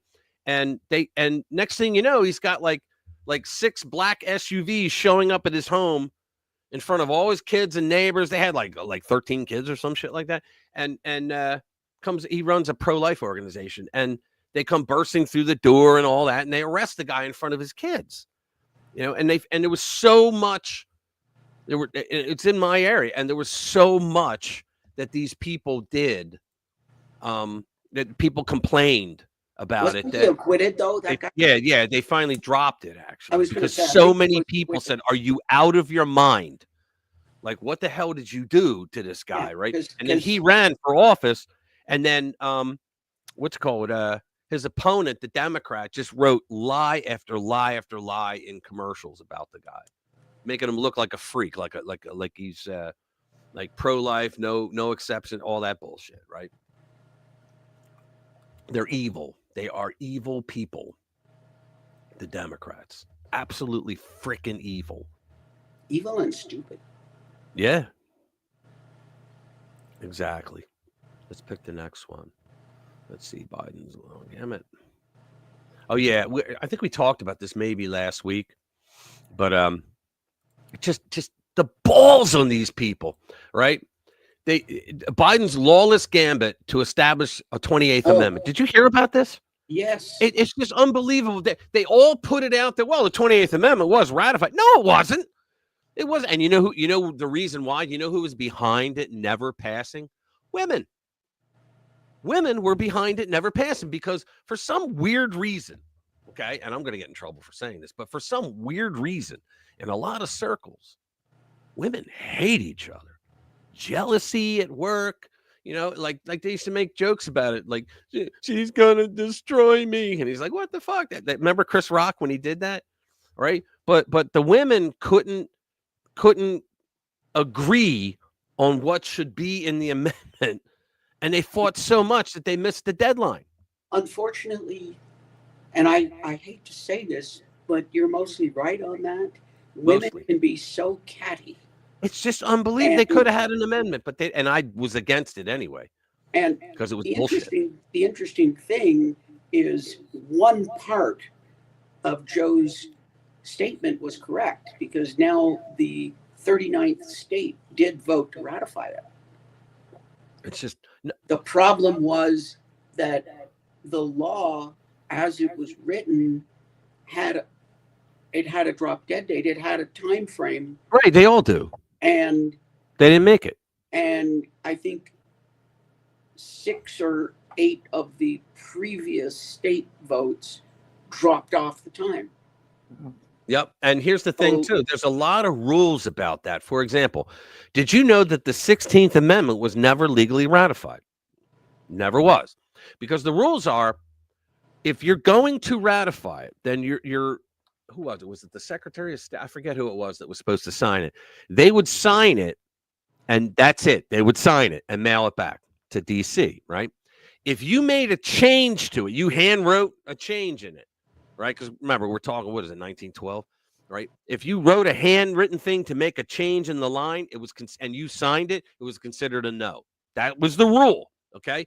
If you mailed it back unsigned, it was a no. That was the rule. If you didn't send it back, that was a no. The overwhelming majority of them were not signed only. A lot of them they said, well, we have to send it back, so I'm just going to send it back unsigned. Right? That's what they did.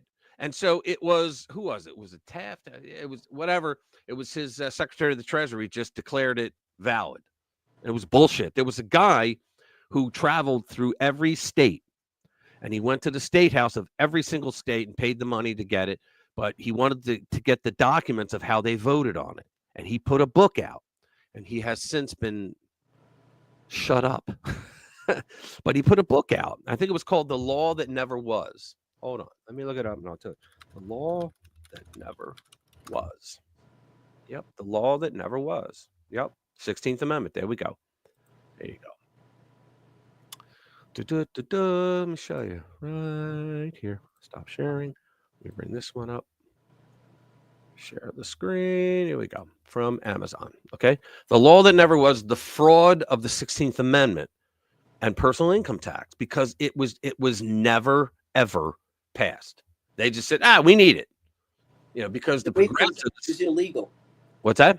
So you're telling me income tax is illegal? Yes, and let me finish. As a matter of fact, if you go into a court, a tax court, okay, you will see that when a court is created by the Congress, they create a number for that court and it's put into the registry of courts, okay? And if you go into a court, you will see its number on the plaque for tax court. But when you look that number up, it's not tax court. You know why? There is no fucking tax court in the list. You know what it's for? Alcohol, tobacco, and firearms court. There's no income tax court. It doesn't exist. And yet, there will be a judge in there that will throw your ass in prison if you don't pay your taxes. That's the world we live in, which now you know why Trump did the external revenue service and he wants to get rid of the internal revenue service. He thinks it's bullshit. I do too. He eventually wants to make it so that the external starts bringing in enough money that we don't have to pay a federal tax. Yeah, wasn't the original income tax something like 2% or 3%? 1%, and 1%. Anybody that earned $1 million or more. Now look at it. Yeah, it would be great. Yeah, I know. Aaron Russo. How about that? Yeah. What's up, Special K? I didn't even see you there, brother. Sorry.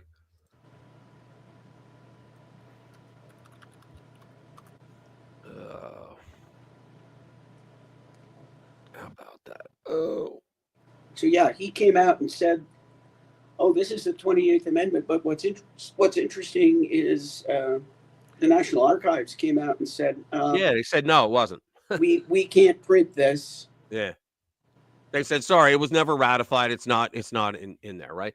But I mean, imagine the balls of these people, even on the way out. It's just like Biden tried to take credit of Hamas suing for peace. Yeah, exactly. They knew that Trump was coming in. They're like, our asses are going to be torn up. So yeah, and the thing is that Trump's coming in. He's not giving anything away to Bibi either. He's putting them both on the hot spot. Oh, I know. He's putting feet to fire. And yeah. So.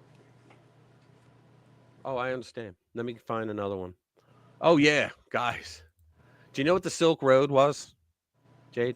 Silk Road? Yes. You never heard of it? Yeah. That was a website that. It was what? Wasn't it? Well, it depends what you're talking about. The Silk Road was in the dark web. Okay, and it was like an eBay, but they sold all drugs. But it was like eBay. That's the guy that Trump just pardoned. Trump just pardoned him, and here's the video of him. But first thing he said in after all the years he's been in jail, and here he is. If you're talking about the original, everybody pay attention because I'm asking questions later. Go ahead. What?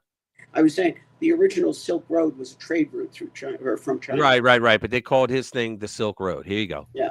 Donald Trump granted me a full pardon. I was doing life without parole, and I was locked up for more than 11 years. Yep.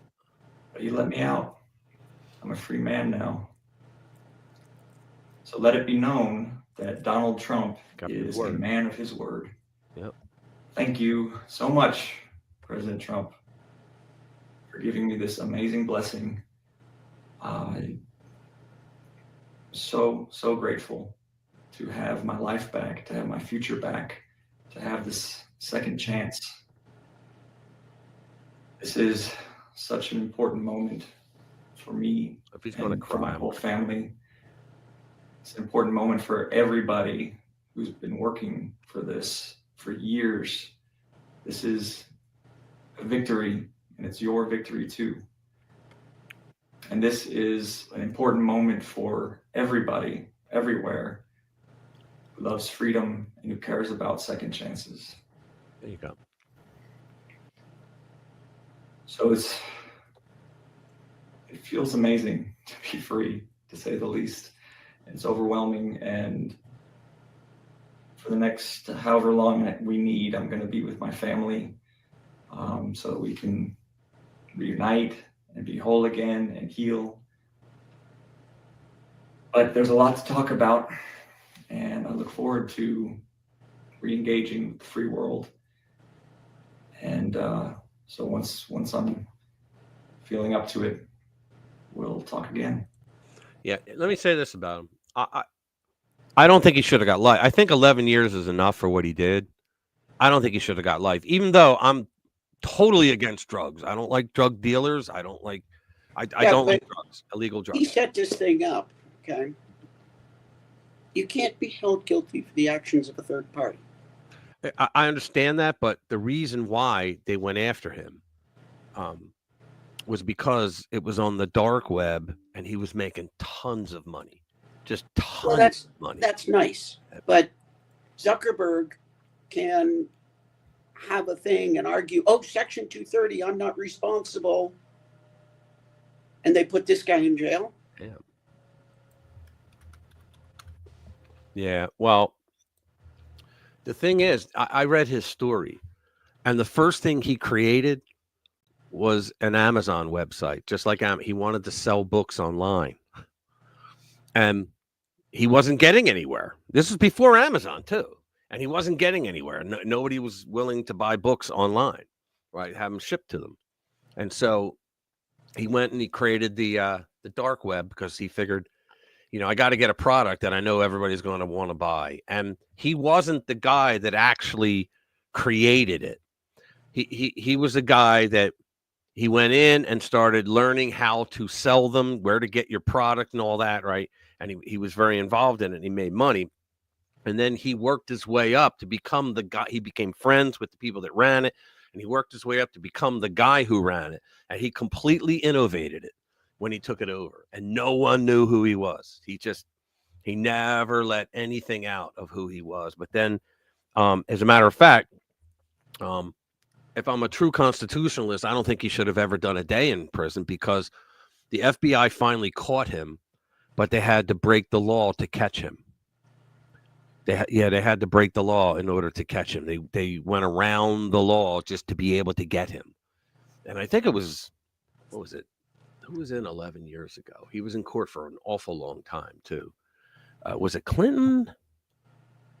I can't remember who was in office when he did it, but yeah, Tor browsers now. Yeah, the Tor browser. You heard of that, right? The Tor browser. Yeah, I don't use it. Yeah, I have it. I've got it. I don't use it when I buy my drugs. Yeah. No. Don't say that. I don't do drugs. I don't use it because it's a little inconvenient, and I don't do anything or go anywhere that I would need it. Oh, I've gone on the dark web because I wanted to see what it was like. And there were things I got onto some of those sites, and I was like, oh, my stomach turned. I was like, I can't do this. Well, they were selling everything and anything. Yeah, I would be. I have no interest in seeking out dark web. I don't even really understand what it is, but right. I have zero interest. I have negative interest because I would be concerned that if I went there, I'd run into something that would be illegal, and somehow I'd end up with like words that you can't say on YouTube to do with minors and certain acts. And there'd be pictures, and somehow they would end up on. And the next thing I know, the FBI would have. I just have no interest in having that.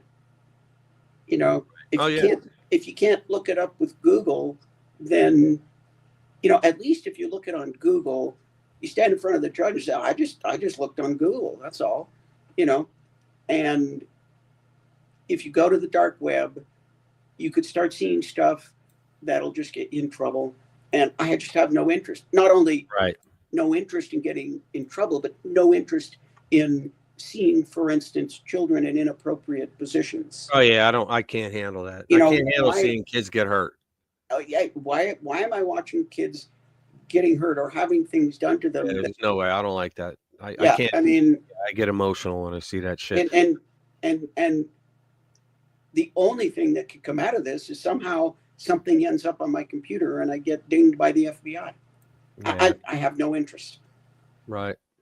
Let me read this. So MSNBC, which stands for More Silly Nonsense by Chicks. All right. After Trump pardoned, January 6th rioter is arrested again on a gun charge. But wait. A man from Florida whom President Donald Trump pardoned for his, by the way, thank you for sending this to me, pardoned for his alleged role in the January 6th attack on the Capitol, was arrested again Wednesday on a federal gun charge. Daniel Charles Ball, they name him like he's an assassin. They always give the three names. Daniel Charles Ball was being held in pretrial detention in Washington on multiple charges related to the Capitol attack when a U.S. district judge dismissed his charges.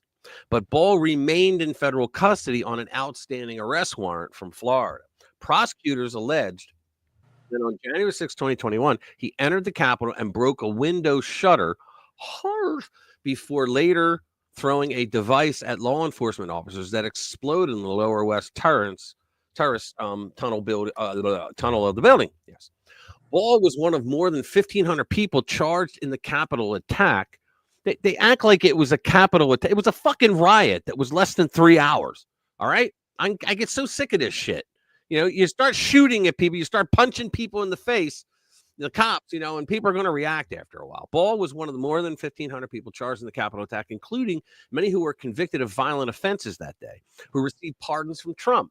The president also commuted the sentences of 14 others and put an end to hundreds of pending J6 prosecutions, including Ball's.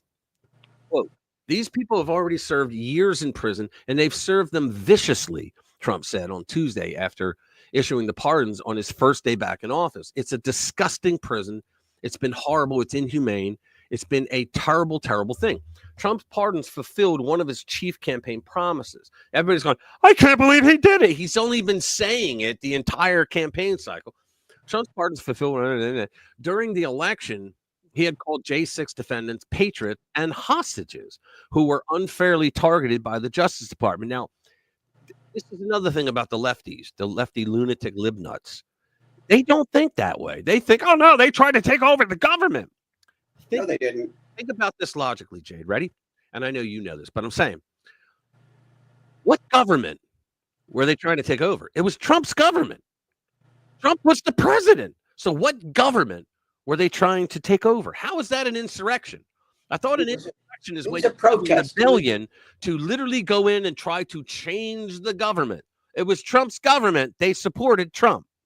It was a demonstration. It was a protest. Yes. It was a protest that got out of hand because there was a minimum of 25 FBI confidential informants in there. Ray Epps. And including Ray Epps, agitators, and yep. It was a combined force of middle-aged and older, unarmed middle-aged and older individuals, and somehow they started to make a thing of Ashley Babbitt. Oh, she had a folding knife. She was a threat. Yeah, bullshit. And so somehow she was, this real threat. And you're telling me that a bunch of unarmed, middle-aged and older people wandering through the Capitol building, for the most part, staying between the yellow ropes like they were on a guided tour, and some of them getting rowdy, kicking things over and breaking some things. Right. Okay, here we go. Trespassing, property damage. Right.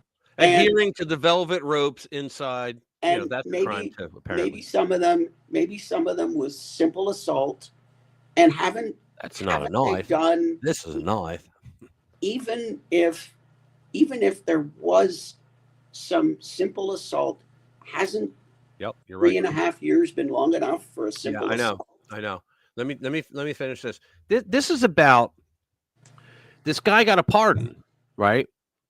And now they're charging him with a gun charge for something that happened on January 6th. It says the gun charges against Ball arose after federal authorities said they found firearms and ammunition in his possession while they were executing a search warrant related to the January 6th case. His attorney, Amy Collins, told the Washington Post. Prosecutors argued in an August 2024 indictment that Ball is not allowed to possess weapons given prior convictions unrelated to the Capitol attack. Okay. The gun charges raise questions about how broadly the president's act of clemency applies. Trump probably wasn't as sneaky as Joe Biden with his pardons. He think about it. You said earlier, he goes back to 2014. He goes back to the date that Joe was involved in the crimes. Isn't that crazy? Unbelievable. 20 minutes before he steps down. Yeah. 20 minutes before just unbelievable. Trump was signed was a different building. That's right. 20 minutes before Trump was inaugurated. That's right. It was never an insurrection. It was a riot that lasted 2.5 hours. That's what it was. But they thought they had this thing settled with the 14th Amendment, the insurrection clause. That's what they thought. Yep. Hey, Bash, you didn't hear me earlier? Poor AOC, she was terrorized. There were bullets flying by her. They were flying by her, and she was in another building. Wait, what? What? Yeah, crazy, man. Let's see. Former DOJ immigration official says he was removed. Yeah, this is great. It's a thing of beauty. There you go. Let me do this. Come on, Rich. Here we go. It's another MSN. Former top DOJ immigration official says she was removed with no explanation. A former top Justice Department immigrant. Everybody's a top. It was a top person. A former top Justice Department immigration official who was removed from her position by new DOJ leadership this week told ABC News that she did not receive any explanation for her removal. Who gives a shit? Lauren Older Reed was one of 4 top officials from the agency that operates the U.S. immigration courts who was removed from her post. Do you guys know that the immigration judges, they are not in the judiciary branch. They're in the executive branch. They work at the pleasure of the president. This is how Barack Obama was able to create de facto amnesty for all the, remember when he had like 250,000 of them at once came through? They were all young, military age illegals. Remember that shit? One of them had the plague. Remember all that shit? Well, he told the judges to not issue bench warrants. He told the judges don't issue bench warrants when they don't show up for them. So they were doing catch and release. And they knew that no judge was ever going to come after him. So think about that. They gave him amnesty. Unbelievable. So Alder Reed was one of the top 4 officials from the agency that operates the U.S. immigration courts who was removed from her post. She had been with the agency for more than 14 years. Then why did you allow the shit to get so out of control? They did not give me any reason other than not citing the 16 years of outstanding performance evaluation for lack of any discipline, administrative leave, or reassignment in my entire career. The firings come as President Donald Trump signed a flurry of immigration executive orders. Why not? Because Biden signed all his, reversing everything Trump did, after vowing on the campaign trail to clamp down on immigration and undo Biden-era policies. Now, you would think, Jay, that the Democrats would learn a lesson that, hey, you know what? The American people really freaking hate illegal immigration. They don't like it at all. But no, when Trump's out, if Vance doesn't win, I hope he does. I think he will. But if the next Democrat that gets in, they're going to reverse all these policies because they're stupid. Go back. Yeah. Because they're stupid. When asked if she's considering legal action, Reed, who was the assistant director of the Executive Office for Immigration Review's Office of Policy, said that she and others are considering all options available. Well, F you, because guess what? You're allowed to be fired by the president. Quote. Go ahead. So Trump runs on tightening down on immigration. Yeah, and they go, shocked. I'm shocked. And you're one of the ones who've been opening the revolving door or opening the funnel to shoot, and you're surprised now. Right. Like you should be fired for the evidence of stupidity that you are surprised. Right. Because if you're surprised that now you're fired, you're too stupid to breathe and chew gum at the same time. Right. Hold on. Linda, yeah, there was a picture I saw. This is when I wrote for David Harris Jr. There was a picture. I did a story on it. There was a picture, and he was among the thousands of people that were stuck at the border trying to get in. And he lifted his shirt up, and it was all black, his chest. And I'm like, what the hell is that? And I read the headline that said, "The plague has reached our borders." The guy had the plague. The plague could still be around. It's like, think about this. A lot of people are now getting polio, the measles. They're coming back. Why? Because third world countries haven't conquered it the way we did. And so if you bring it. The plague still exists in the world. The only difference now is it's treatable. Right. Exactly. Yeah. It was treatable back then, too. But, Nostradamus had a cure for it. It's just that he was one guy. In fact, he could not, if he didn't write all of his quatrains, he would be known as like the greatest physician that cured the plague. Okay. And his wife and children had caught the plague, but he couldn't travel fast enough home to save them. They died. Yeah, what did he do to treat the plague? I have no idea. I don't remember that part of it. I think that's BS. No, it's actually in books. It's go look it up. It's in books and whatnot. Well, of course, I believe everything I see on the interweb. So, didn't Abraham Lincoln say that? Don't believe everything you read on the internet. Yeah. Right, well, no, that and did you ever go to that hotel where in New England where George Washington stayed, and you knew it because he'd scratched his initials in the Formica? Yeah. All right, let me finish this. So it says, quote, "It's pretty hard to sit back and imagine this could begin to happen at will to any employee." He talked about it, for Christ's sake. Anyway, to any employee throughout the government, especially when we're talking about public servants who have dedicated their career. She's probably a paper pusher to try to make our country the best. Yeah, okay. In other words, she's never held a real job in her life. Exactly. Yeah. She's a paper pusher. The Justice Department employs about 700 immigration judges who decide whether migrants seeking asylum in the United States can remain in the country legally. There is currently an historic backlog of 3.5 million cases. Holy crap. Reid said drastic reform is needed to address. Shut up. We don't care what you have to say. 3 words. Wait in Mexico. Yeah. Remain in Mexico. Remain in Mexico. Sick and tired of the left. Which you can enforce. SDFU, your people. You can enforce not only for Mexican nationals, but you can enforce for anybody, because the international law says you have to stop in the first country in which you are safe. You have to stop in the first country in which you are safe and then apply for asylum from there. Oh, shit. Make consumption great again. Are you listening to me, Rich? I am. It's just these guys are funny. You got to read some of their stuff, man. Yeah. He said, make consumption great again.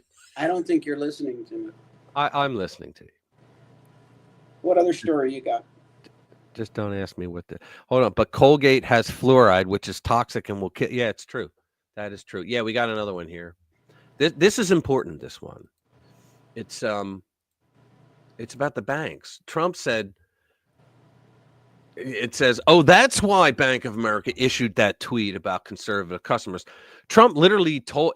This was in Davos. He literally told Bank of America, you better start serving conservatives, because a lot of conservative influencers and businesses were told, no, you can't do banking here anymore.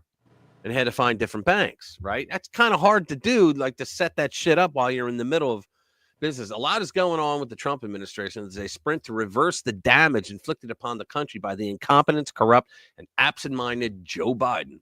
Those stains are gradually being removed, but that doesn't mean the president didn't have time to address the World Economic Forum in Davos, Switzerland, where he put the world on notice about our economic priorities and how there's a new sheriff in Washington, one who doesn't exhibit appalling weakness everywhere he goes. Let me see. Is this the one? And by the way, speaking of you, Yeah. and you've done a fantastic job, but I hope you start opening your bank to conservatives, because many conservatives complain that the banks are not allowing them to do business within the bank. And that included a place called Bank of America. They don't take conservative business. And I don't know if the regulators mandated that because of Biden or what, but you and Jamie and everybody, I hope you're going to open your banks to conservatives, because what you're doing is wrong. Yeah, he's right. They were wrong in doing that. Oh, I'm sorry. Let me go back to it because they put out a tweet. You ready? This is just beautiful. Okay, so Mr. President, I'll say that your friend Gianni. Here we go. There it is. Ready? Share this one instead. Come on. They put out Bank of America serves more than 70 million clients, and we welcome conservatives. No, you don't. We would never close accounts for political reasons. You did. And don't have a political litmus test. You did. They lied. And you know how you know? Look at this. Look at this. Who can reply? Accounts Bank of America mentioned can comply. And they didn't mention anyone. So in other words, the cowards won't let you respond. So people respond by doing the quote and quote with text, right? And that's how you respond. But that's a sign of a goddamn coward. Right there. Go ahead. What was I going to say? I don't know, but I was listening. I go. Don't get me started. I know. I won't. But yeah. Anyway, I don't know. The train of thought has been derailed. Yeah. Well, Lou just pointed out. He said, "Wouldn't it be, wouldn't it be kind of safer to do it with conservative banks?" Well,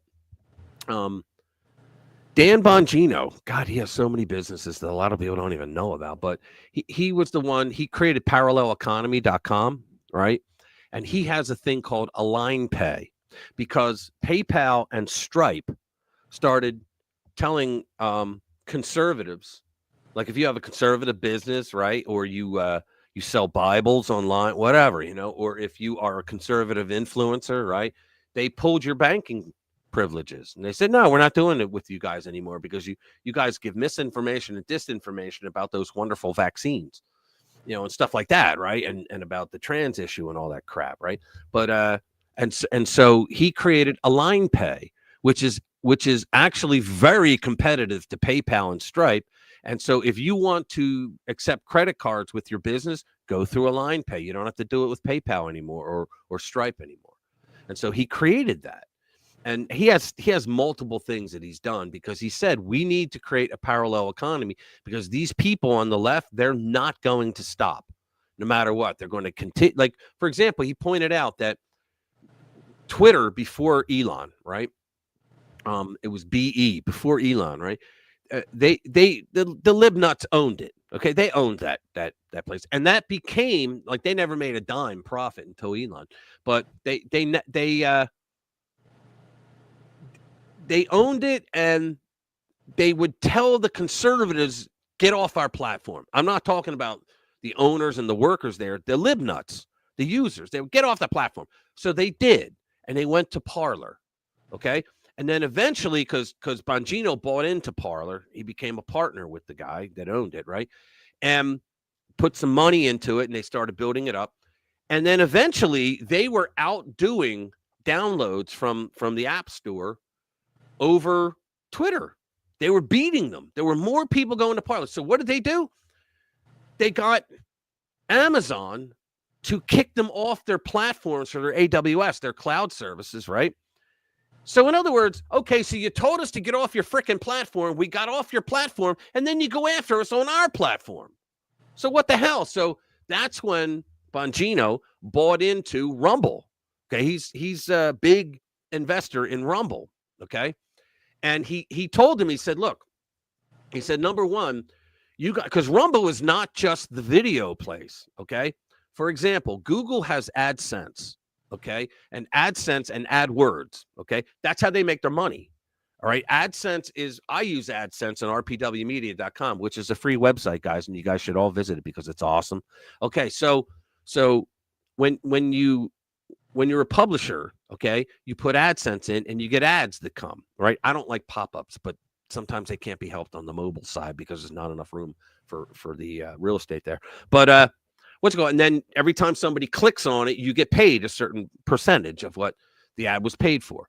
Well, Bongino talked Rumble into creating their own type of AdSense, and they did. And so they have ads that pop up on their Rumble, unless you buy their premium account, right? But they have ads that pop up there so that's how you get monetized, right? But if you have another site and you want to do ads like that, you can contact Rumble and say, I'd like to use your site. And we can pull them up just like Google does for everybody else. And that's the first one to ever compete with Google that way.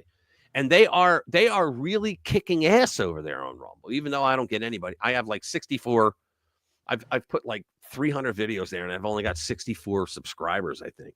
But it's probably because I don't push them, because you can only push so many things in a day on so many sites. And I do this platform. But anyway. And you know what's the funniest to me?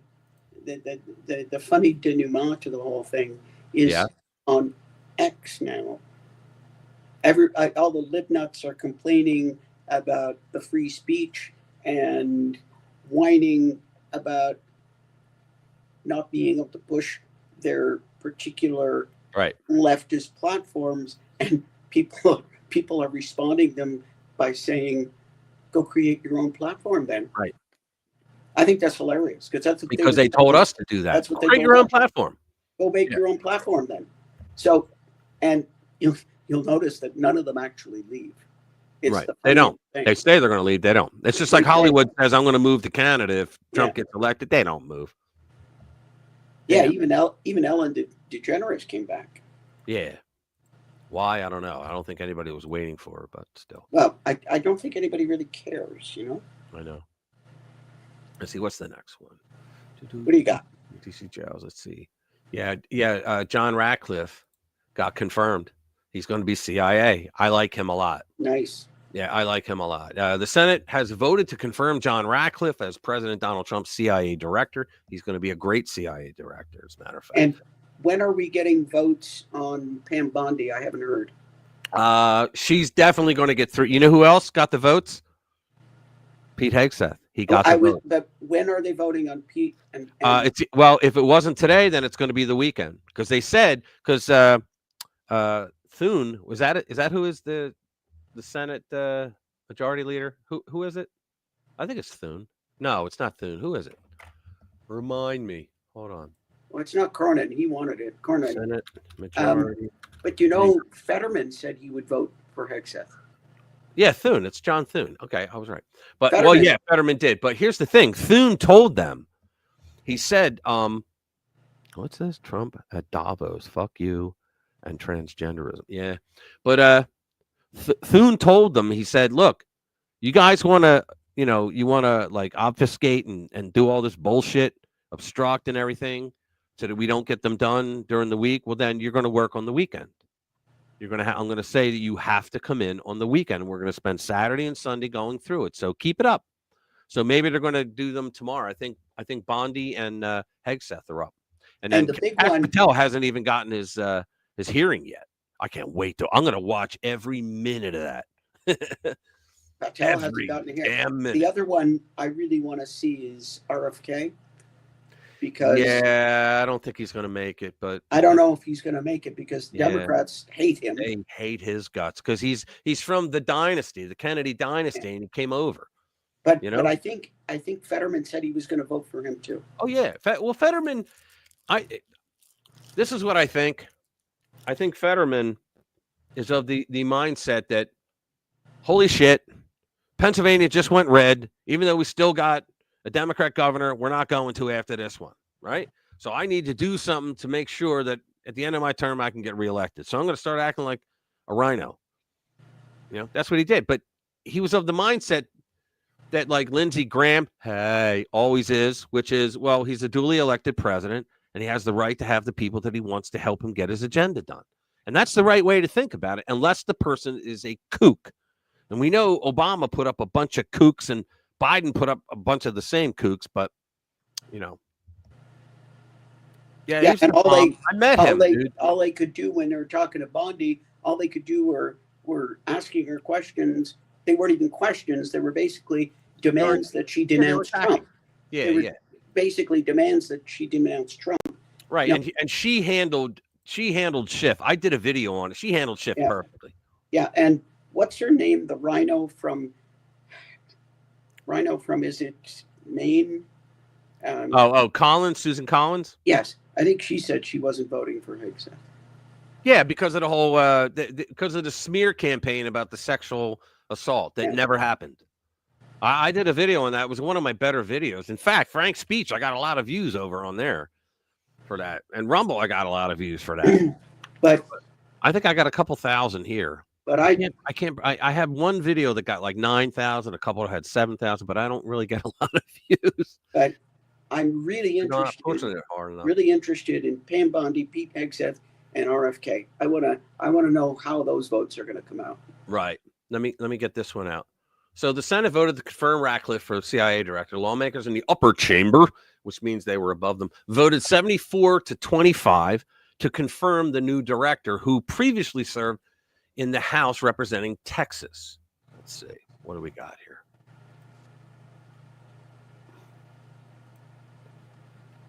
Oh, what's that? 50,000 text messages that I've seen with your personal beliefs like F Trump, stop Trump, impeach Trump. Go ahead and confirm on the record that none of that occurred on an official FBI device or on official FBI time. Go ahead and do that. Sir, no, they did. Many of them did. Oh, they did. Okay, so there's Peter Strzok. So really, no, I'll give you a chance at the end. So what you really meant to say was that he's an when evil you fuck, said that you guy. never crossed that bright, inviolable line, what you meant to say was, except for 50,000 times, except for hundreds of times a day where I went back and forth expressing my personal opinions about effing Trump and stopping Trump and impeaching Trump on official FBI phones on official FBI time. Other than that, you never crossed that line. I'm sure there are I love this guy. FBI agents out there that are beaming with pride at how clearly you've drawn that line. You're starting to understand why some folks out there don't believe a word you say. He's and a why liar. It's especially troubling that you, of all people, are at the center of the 3 highest profile investigations in recent times that involve President Trump, and that you were in charge of an investigation investigating, gathering evidence against Donald Trump, a subject that you hated, that you wanted to F him, to stop him, to impeach him. They had the insurance Do you policy. see why that might call into question everything you touched on all of those investigations? Unbelievable. And what is this for? What's that? Oh, that? What No, was that for? Well, that was in the. You know who Peter Strzok was? Yeah, yeah. Okay, yeah. Well, he was with Lisa Page. Okay, and Lisa Page was his lover, not his wife. Okay, and so she was the lawyer for the Department of Justice. Okay. Okay, but what were they doing this? This was just an investigation into Strzok? Yeah, because Strzok lost his job. He got fired because of what he did. Okay. Really? What a surprise. Yeah. He got fired because of what he did, and they pulled him in to question him, to say like, okay, so you wrote all these things. That's where all the conservatives got, those smelly Walmart voters, because he literally texted to his girlfriend about, what is it? I'm in Walmart. I can smell the Trump voters. That's what he wrote. Right. And so that just went out. But, what's it called? He was a scumbag. He was also, they believed that either he or Lisa altered the 302 on Mike Flynn. A 302 is a federal document that when an FBI agent questions someone, when they interview them, when they question someone, interrogate them, if you will, right after that session, they have to, by law, they have to fill out a 302, which is you write every single thing down that happened. And the reason why is because it's still fresh in your mind, and then later on you can go over those notes. Or if you're pulled off of the case, right, another agent can come by and he can read it and go, oh, okay, this is what happened. Now I'm up to speed. Well, there was the whole reason why they were going to charge Mike Flynn is because they said that they questioned him on when he spoke with the Russian ambassador. Okay. Oh, let me back up. Obama had just kicked out all the Russian diplomats from the United States. And that's when that happens, another country goes, whoa, are we at war? Like, what's going on there? Why would you do that? Right. The reason why he did it was because Obama had to cover up the fact that he was the one that Barack unmasked that phone call between Mike Flynn and the Russian ambassador, Sergei, whatever his name was, right? And also he had to say, well, we have to give a punishment because the Russians hacked the DNC server, and they're the ones that, they got all those emails, and they're the ones that sent them out and helped Trump get elected. All right. It was the big lie. In other words, their big lie, the Russia. So what happened was, when they said that he lied, that Mike Flynn lied to the FBI agent, which is a felony. You lie to an FBI, it's perjury. It's a felony, right? And they said that he lied about the question they asked him. Did you talk to Sergei, to the ambassador, about, and what the hell was it about? About the sanctions, on Russia. And he said no, but then they said that he did, that in the unmasked audio of the phone call that he did. Okay. It wasn't until Trump was in his third year that he was finally able to get the transcript from the 302s and all that, right? They got the 302 and it was altered out of there. That's a felony. Even the FBI, if Peter Strzok wanted to change something, because you know what, I remembered that wrong. He has to mark it with a red pen or pencil and then date it and then write down below in the same pencil what the change was.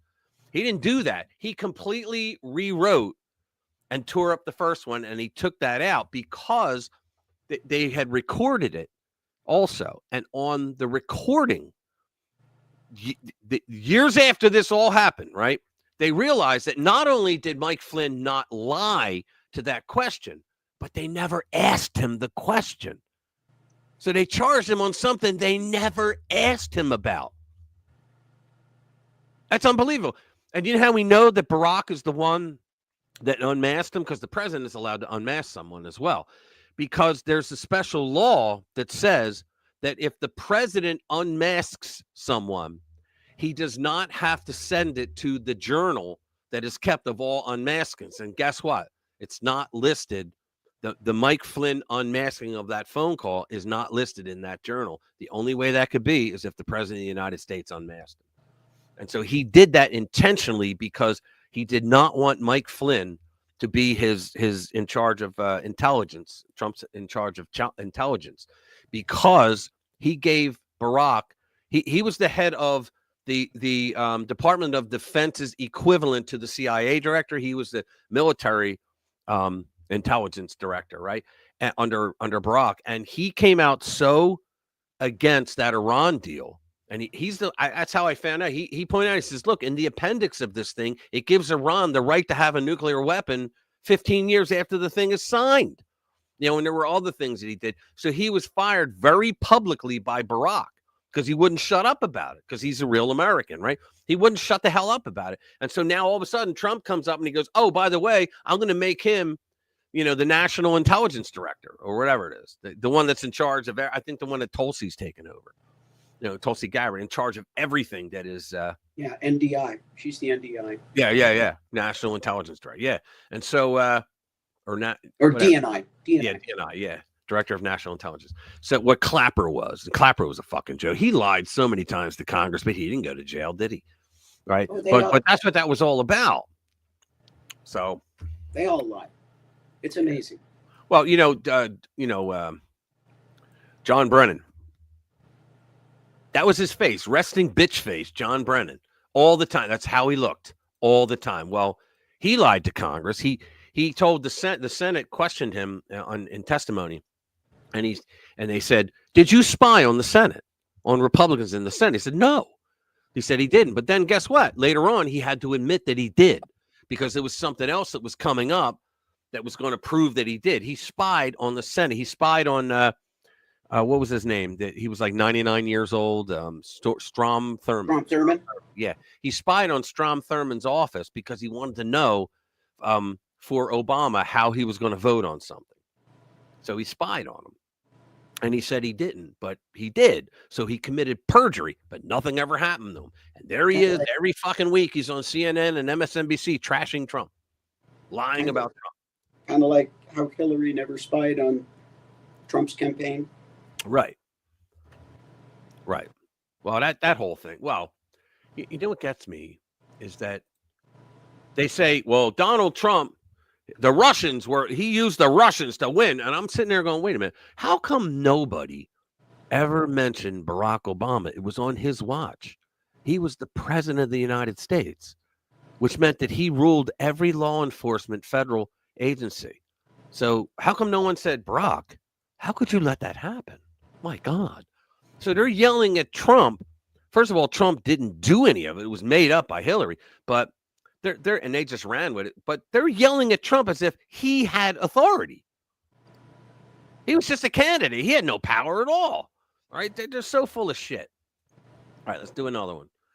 Haggerty slams left wing for small Pete Hegseth. Yeah, this is a good one. All right. I saw this earlier in the week, but they just put this out. This is good. Senator Bill Haggerty slams left-wing media for false smear campaign against Pete Hegseth. This is pretty good. Let's just get to the video. Let's see. Despite Pete's qualifications, the mainstream media, desperate to derail President Trump and his nominees, has gone after Pete's character by airing false and unsubstantiated claims. Now, hold on. Pete Hegseth was a womanizer. Okay, he was. He admits it, right? He cheated. He was married 3 times, cheated on all 3 wives. Okay, he admits it.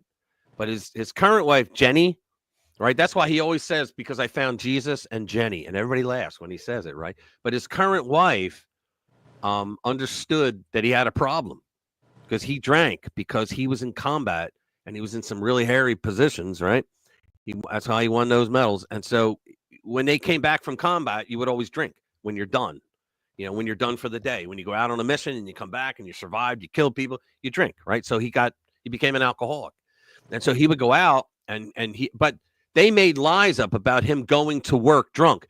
It was all the people at Fox that worked with him for 10 years said, I've never smelled alcohol in his breath, ever.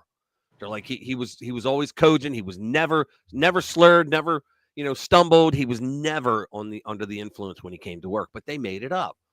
And he's been sober for a while. Oh yeah. Well, his current wife, Jenny, saved him because she got him to follow Jesus Christ. And I'm going to tell you right now, I know for a fact that if you do that does straighten your ass out. All right. So that's what he did. And he said, look, I'm on the straight and narrow now. And I just say that more power to him. God bless him. Right. But Donald Trump's a duly elected president. He has a right to have who he wants. And I think he would be excellent. Take, for example, the article published Tuesday, just this week, by the New York Times. Despite the salacious and misleading headline in this paper, buried beneath 13 paragraphs of slanderous allegations, the Times actually disclaims the entire story. They do it with a direct quote from the supposed victim herself, denying the allegations against Pete. Right. The fact of the matter is they do this shit all the time. They know that most readers don't get down to that part. And so they always put, well, we're just bullshitting here and we wanted to sell a paper. It's basically, they clean it up better, but that's what it's like when they put the retraction on page 10. Yeah, exactly. No physical abuse in my marriage. Yet look at this headline. Hex's ex-in-law claims he was abusive to second wife, even though in the same article, the second wife disclaims all of this. Right. This isn't journalism. Well, plus you guys got to understand, he worked for Fox News, so he was the devil to the libnuts. Take a moment to think about this. This is a hit job. Yep. Always. The New York Times intentionally ran with a salacious and debunked account, buried the truth, and distorted the lead simply to undermine President Trump and his nominee. The New York Times is not alone. Unfortunately, NBC News, The Hill, Politico, and even the Associated Press all chose to run this same salacious, false headline instead of the facts. Unfortunately, I'm not surprised. This is the type of misleading and often unequivocally false reporting that we've learned to expect from the left-leaning media. The American people remember that the New York Times is the same publication that denied and suppressed the Hunter Biden laptop story leading up to the 2020 election. That's all we need. He's going off from there. Pull up the comment from Streaky Bacon. Oh, hold on. Let me see. Which one did he do? I want to see Pete Hegseth walk into see the Senate and grab Hillary by the. Okay. Streaky Bacon. I've eaten dinner here. Okay, come on. Yeah, Hillary. Oh man, that's that from under cheese. What are you talking about? From under Hillary. The thought of reaching out. That's when you want to cry. The thought of reaching out and grabbing that could, really. It's funny because Trump never said that. I've had people go, yes, he did. I heard about it. No, he did not say that. He was giving a lesson. He was giving a lesson on what happens when people become famous. He said, I could go. He never said, I used to go up and grab it. He never said it. No, I believe he was referring to the rich and powerful and how he had in Hollywood. And how you could go up and just grab a woman by the pussy. But I haven't eaten, and I may never eat again. Thanks, Rich, Dr. J. Yeah. I mean, I'm sorry. I mean, Hillary, come on. That's like thinking of Nancy Pelosi naked. Come on, guys.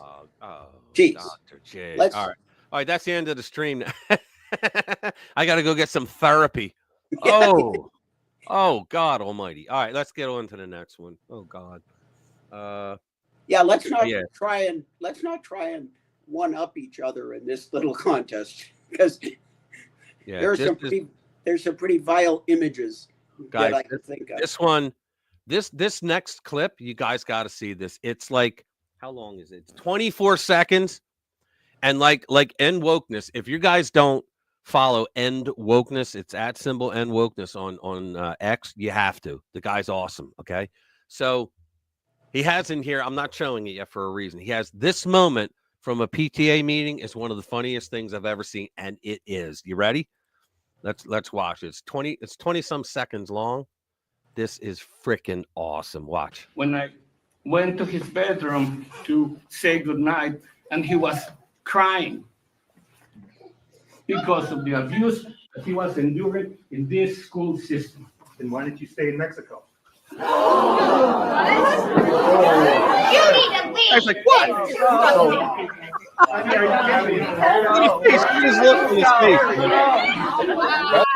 The guy himself was laughing. You got to watch it again. You got to watch it again. He was basically saying, my son, he's at a school board meeting. He's saying, my son was abused in this school. And the guy goes, why didn't you stay in Mexico?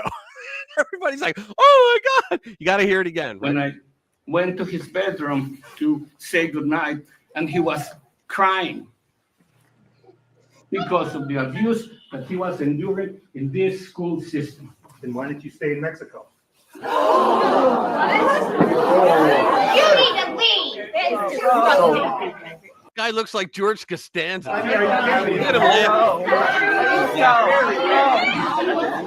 When I the guy was laughing. I know he was laughing, and they're all like, "Oh!" You see all the lib nuts. Oh, oh, that's funny. Yeah, the squeaky voice. Squeaky voice. Yeah. Thanks, Bobbity. Thanks, Bobbity. Nancy Pelosi in a crochet bikini top. Oh, I don't want to hear that shit. Thanks, Bobbity. I didn't need that. Yeah. All right, let's do another one. It's getting close. We got a half hour left. Let's see. Secretary of State Marco Rubio. Oh, yeah. He went medieval on the left's censorship. Let's see. He got confirmed. Oh, yeah. Well, did you see when he got confirmed, right? He said, that was Rich. Yeah. When he got confirmed, he's like, right afterwards, he was sworn in. And he said, he gave a speech and he said, okay, can I say this next part in Spanish, please? Because there's a lot of people out there that support us all. And he goes, and they only speak Spanish. So he spoke a lot of Spanish. And when he stopped, like they all looked at him and he goes, oh, what I just said that I saved a lot of money switching over to Geico. That's what he said. It was funny as shit, though. For the Secretary of State, the first joke he tells is that one. And it was great. I just thought it was fantastic. But let's see. Secretary of State Marco Rubio. Let's get to it. Okay, Bobbity, I specifically said let's try and not keep notching it up here. Okay. Thank you, Bubbity. But Joe Biden's legacy is shaping up to be one of abstract failure. All right.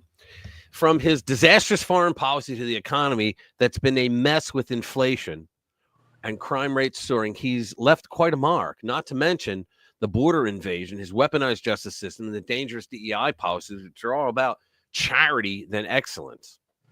But one of Biden's most Orwellian moves was his disinformation agenda. It was never about protecting truth.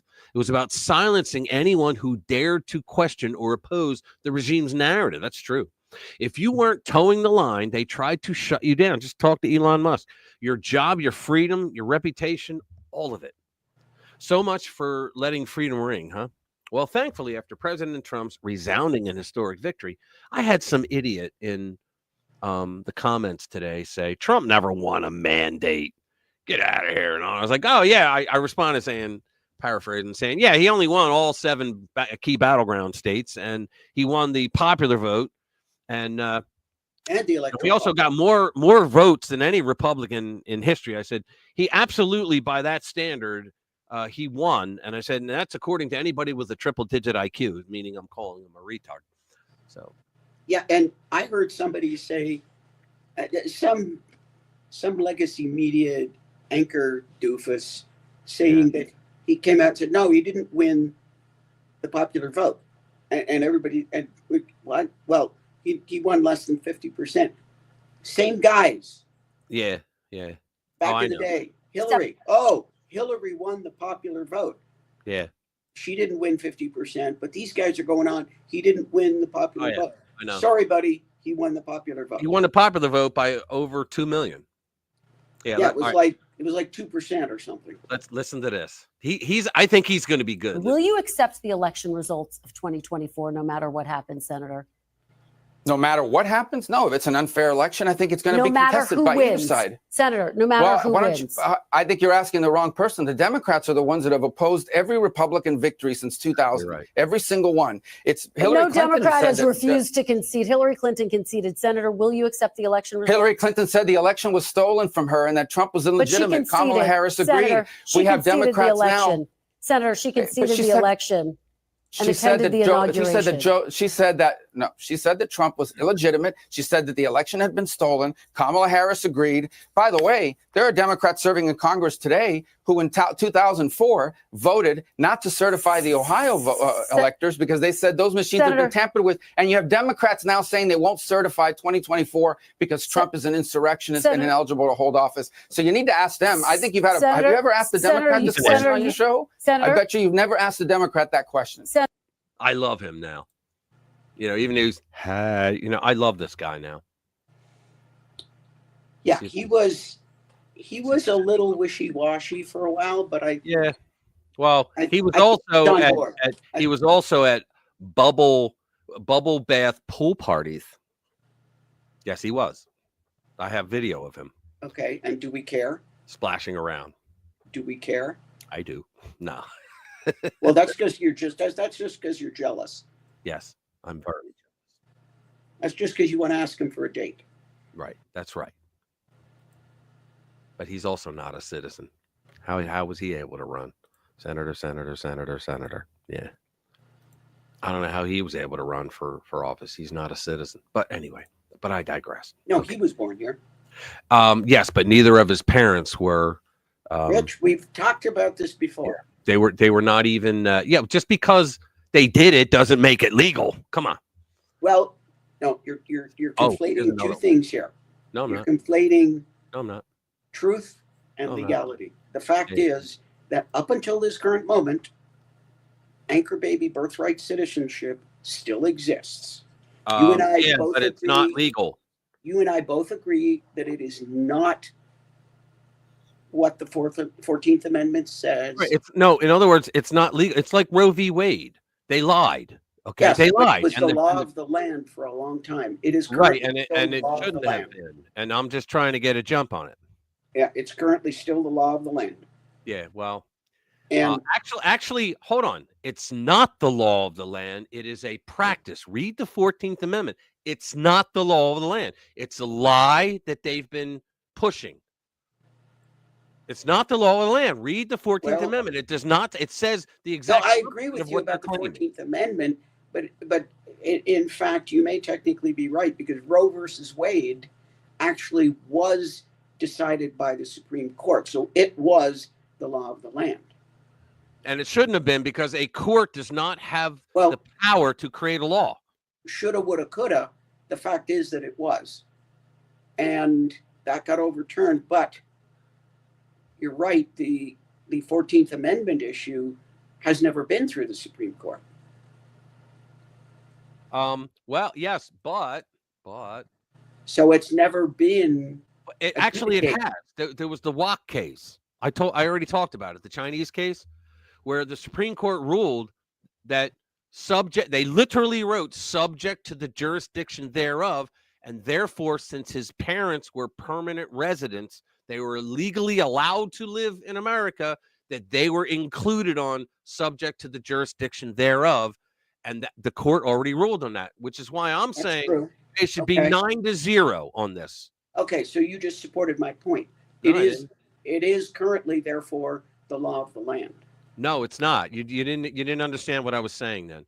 What I was saying was the guy, I can't remember his first, Kim Wok. Let's just call him Kim, okay? He was a Chinaman. His parents, he was born here. His parents were permanent residents when he was born, okay? He leaves to go back to China because he had family he had to see. Yeah. He tries to come back in. They won't let him in. So they take it to court. It gets up to the Supreme Court. Supreme Court rules. Yes, because they believe, in other words, the Supreme Court identified subject to the jurisdiction thereof. And then they said, and we believe that if you permanently live here, that you're allowed. In other words, the United States is not going to give you permanent resident status if they don't believe that you are subject to their jurisdiction. You're not saying, yes, I want to be an American. I like America. I'm not going to fuck China. I'm not going to deal with them anymore. You renounced it. Okay. And then if they wanted to become a U.S. citizen, they would have been granted because they had permanent residency status. Okay. So all that case said was that, yes, we believe that in this case, that he is part of subject to the jurisdiction thereof. So the Supreme Court already ruled what subject to the jurisdiction thereof means. So it should not be a problem for this court to say 9-0, but we won't get that. Yeah. Do you happen to remember, was that a facial challenge or an as applied challenge? I have no idea what you're even talking about. Well, facial challenge means it applies only to Mr. Wok. Things like this. Yeah, excuse me. An as applied challenge means it applies only to the individual. A facial challenge means that the whole law is unconstitutional. I would have to study that, but yes, they did imply the jurisdiction issue. I was right. It was Kim Wok. Go ahead. I'm listening. But yes, up until now, until we get to change it, that is what's happening and has been happening. That's what's happening, but that doesn't make it legal. They're doing something that's illegal. That's what they're doing. My argument is they are doing something that is illegal, and the Supreme Court even told them in 1898. This is Wong Kim Ark. Okay? Got the last name wrong. Wong Kim Ark. Ratified in 1868, the 14th Amendment opens with the citizenship clause. It says we already read that, right? Majority opinion. Justice Horace Gray. What a name. The question presented by the record is whether a child born in the United States of parents of Chinese descent who, at the time of birth, are subjects of the Emperor of China, but have a permanent domicile and residence in the United States. In other words, the United States granted that to them and are there carrying on business and are not employed in any diplomatic or official capacity under the Emperor of China. In other words, they're not citizens of the U.S. yet, but they want nothing to do with China anymore. No, they're not citizens, but they were subject to the jurisdiction thereof. Right.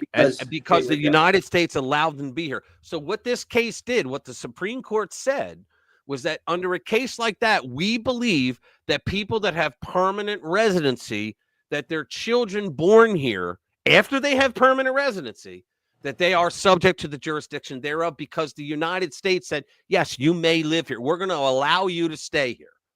And so, the court, and I think that's a correct way to do it. Yes. So in this case, if my interpretation is correct, they addressed the positive in that the parents were legally here and subject to the jurisdiction thereof. Right. But they didn't address the negative side. In other words, you can say, yes, if A, then B, but the other side, if you are not, they did not specifically say, if you are not a citizen or legal resident, you are not born a citizen. And so that side of the equation has yet to be addressed by the Supreme Court. I think the court, or like I just said in the ARC case, I thought it was WAC. That's probably my racism coming in because they always Chinese WAC. But what's it called? I think they already answered the question, and also the only thing that the Trump administration, that the Solicitor General has to point out is subject to the jurisdiction thereof means that one of your parents is a citizen. That's it. Yeah. And that he needs to say, we don't want to change the amendment. We just want to enforce it how it was intended. Yeah. And we don't care that for decades they've lied about it. We want it corrected. Numerous judges have interpreted the law in one way, which makes it the current law of the land. But you and I agree, it's not right. It's a wrong interpretation. Exactly. But the judges, liberal judges, have decided for the past however many years that this is what we think it should say. Well, yeah, because they wanted to do the replacement theory. Yeah. And that's what it was. Red Pill for Rabbit just sent me some. Go ahead. It's a wrong interpretation as far as you and I are concerned. But that's what judges have said, and that's what they're paid to do, is interpret the law, or should I say, misinterpret the law as it suits them. Right. So that's where it stands. Red Pill for Rabbit just sent this to me. You ready? Hunter Biden's ties to multi-million-dollar fraud scheme exposed as new evidence emerges. Now you know why he got a pardon, right? New documents have shed light on Hunter Biden's deeper involvement in a massive securities fraud scheme that resulted in the prosecution of several business partners. Bank records and corporate documents suggest that Biden's ties to the fraud at Burnham Asset Management were far closer than previously. In other words, they friggin' lied, right? So it has in 2014. This is why he went back to 2014, guys. That's why Biden went all the way back to 2014 for crimes that he wasn't charged with yet. Come on. In 2014, Hunter Biden's business partners at Burnham Asset Management, including Devin Archer. Joe Biden said, I never met Devin. I never met any of his business partners. Then they produce a picture of them on the golf course. It's Hunter, Joe, and Devin Archer all posing for a picture. And Jason Galanis were involved in a fraudulent bond transaction that defrauded Native American tribes out of millions. Despite his business partners' arrests and charges related to the fraud, Biden initially distanced himself from the scheme because of his father. However, recent documents show Biden's shared bank accounts with his business partner, Archer. And Archer said all this when he was interviewed.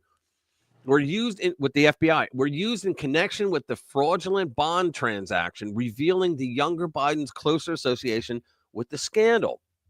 These documents, which were initially collected by the SEC and FBI in 2016, were recently shared with the outlet. Corporate records show that Hunter Biden was a vice chairman at Burnham and was promised a substantial annual salary of $800,000. It was another fucking money laundering scheme. A signature analysis confirmed that Biden signed an employment agreement with the firm in 2015. One of the documents reveals that I don't want to get this wrong, Wakpamni municipal bonds valued at $15 million were moved through the Rosemont Seneca. Rosemont Seneca was the corporation that he and what's his name? Lurch. Curry, his son, Hines, whatever. I think his name was Chris Hines. So it's a Delaware entity, and they created multiple Rose Senecas. So this is Rose Seneca Baha'i LLC bank account, which was tied to Biden's business partner, Devin Archer. Investigators have since identified this transaction as part of a wider $60 million fraud scheme that led to criminal charges against Archer and others. Right. The Justice Department later confirmed that the defendants, including Archer, were responsible for defrauding the Oglala, Sioux Native American tribal entity, misdirecting the bonds they were supposed to. So they robbed Native Americans. Holy crap. Hunter Biden's involvement has raised questions about the extent to which he used his family name to facilitate these deals. It's always about selling influence of Joe. According to a source close to the transaction, and you can't get more scumbag than that. People elect you to trust you to do right by them, and you go and sell the influence of your office. Goddamn. According to a source close to the transaction, the bonds were moved through the RSB, Rosemont Seneca Baha'i account, specifically to associate the deal with the Biden name, adding an air of legitimacy to the fraudulent transaction. Holy shit. So they're probably going to look into that as well. And they're going to say, he had a pardon. Yeah, but you know what? We can bring him in and question him, and he has no. Hey, listen, I've said it before. More important than any individual going to jail, to me, is the investigation and public release of the information regarding the corruption and criminality. He's right. Yeah, he's right. He just said this about me, you too. I don't think anyone is paying attention to Rich in the chat. They're not listening to us. Hey, all right. If you're not going to listen to us, at least hit that damn like button before you leave. There you go. But Please. You know, Rich, there is one thing that Biden may not have been lying when he said he'd never met these guys. His memory. Yeah. I understand what you're saying. Yeah, he might not have been lying. He just doesn't remember, right? Yeah. Even though he's in pictures. He might have been telling the truth. I don't remember meeting these guys. When he did a shakedown of the Chinese, what was it called? CENTCON, or I forget the name. It was a Chinese energy company, right? And he did a shakedown of the guy, and he's on audio. It was on his laptop, right? He recorded the call, and it was on his laptop. And he said, we performed services for you and got you out of a lot of trouble, and you were supposed to pay us, and you haven't paid us yet. And he goes, well, I'm sitting here with my father. And he goes, and I have to tell you that I'm not as, what do you say? I'm not as docile or comfortable. Forgiving as he is. And he said, and if in 1 hour, I think he said, you have 1 hour to get that money in or else. And as Joe would say, son of a bitch, he paid him. You know, I mean, can you imagine? But there was nothing crony about that, right? Nothing. The communist Chinese, in essence, what he did was the communist Chinese wanted to create a power company in the U.S. so that they would somehow send power back to China, right? You couldn't do it according to our laws on that kind of industry, right? You couldn't let a foreign national do that to start a company. So they had to get an American in there as a partner to get them past the rules, right? So what happens? That's when they used Hunter Biden, you know, to be the American who was going to sign off and get into that. And that's what they did. So in other words, they allowed the Chi-Coms to do an energy company. And that means that once they're in the industry, they have a legitimate business. They can buy other businesses as well. It's kind of like the land shit. Remember they were saying that the Chinese bought so much farmland from the United States that people finally started noticing. And then also that other criminal, Bill Gates, started it too. Chris, you're back. What's up, brother? Investigate Hunter Biden's co-partners. Yeah. And then investigate him. He cannot plead the fifth. Right. He can't plead the fifth anymore because he got a pardon.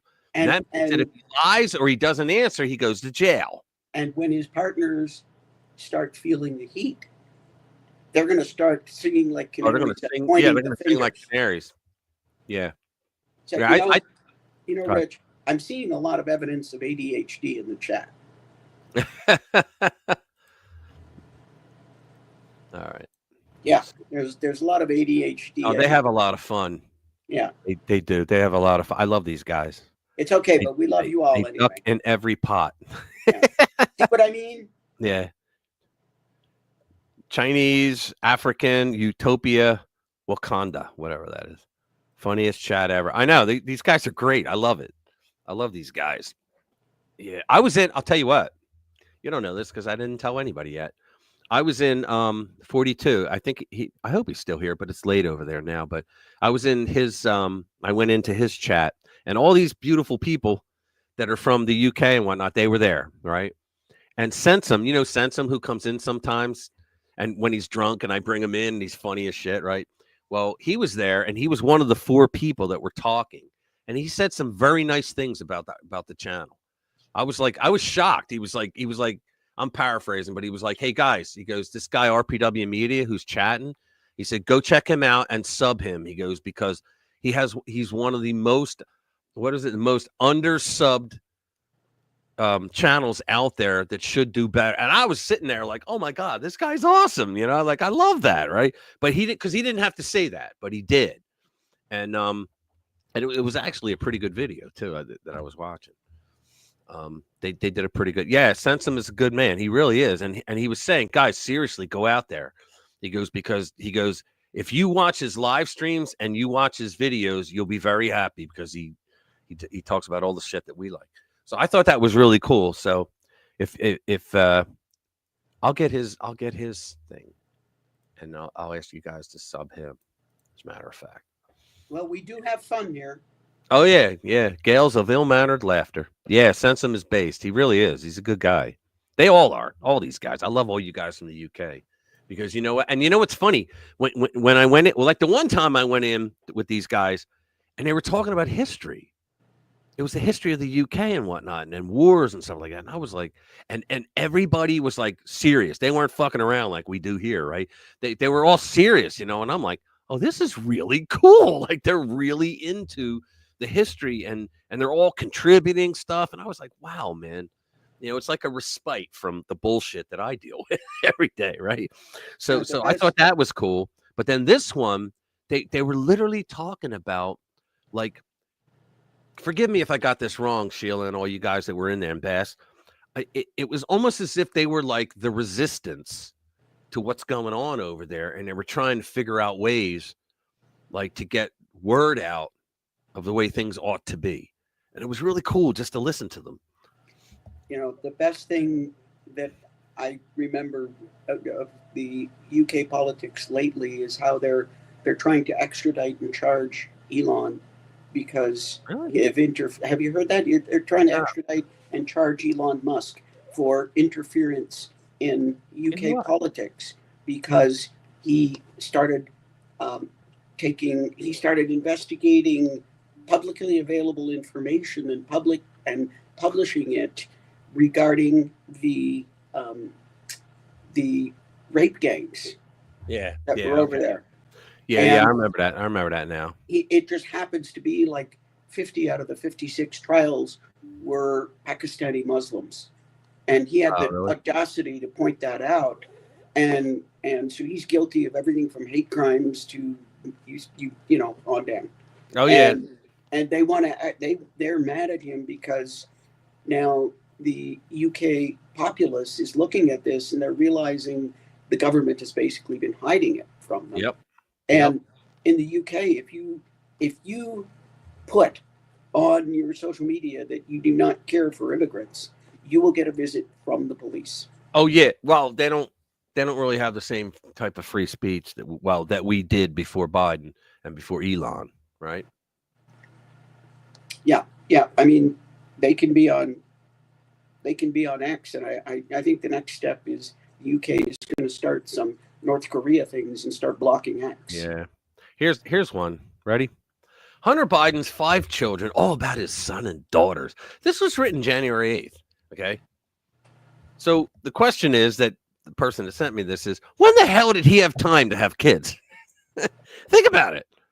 I mean, when the hell did he have time to do that and to raise his kids? He's out there, and his father sent a crack addicted son into the belly of the beast in China, in Ukraine, in Romania, and all these places to sell the influence. I mean, think about it. He could have been snuffed out at any time. Could have been dealing with a Chinese agent who who sized him up and didn't believe that they thought it was a sting. They could have whacked his ass. All right. So when does he have time? And this is people, right? They're trying to fluff him up. The second son of the president, Hunter Biden, is a father of 5 himself.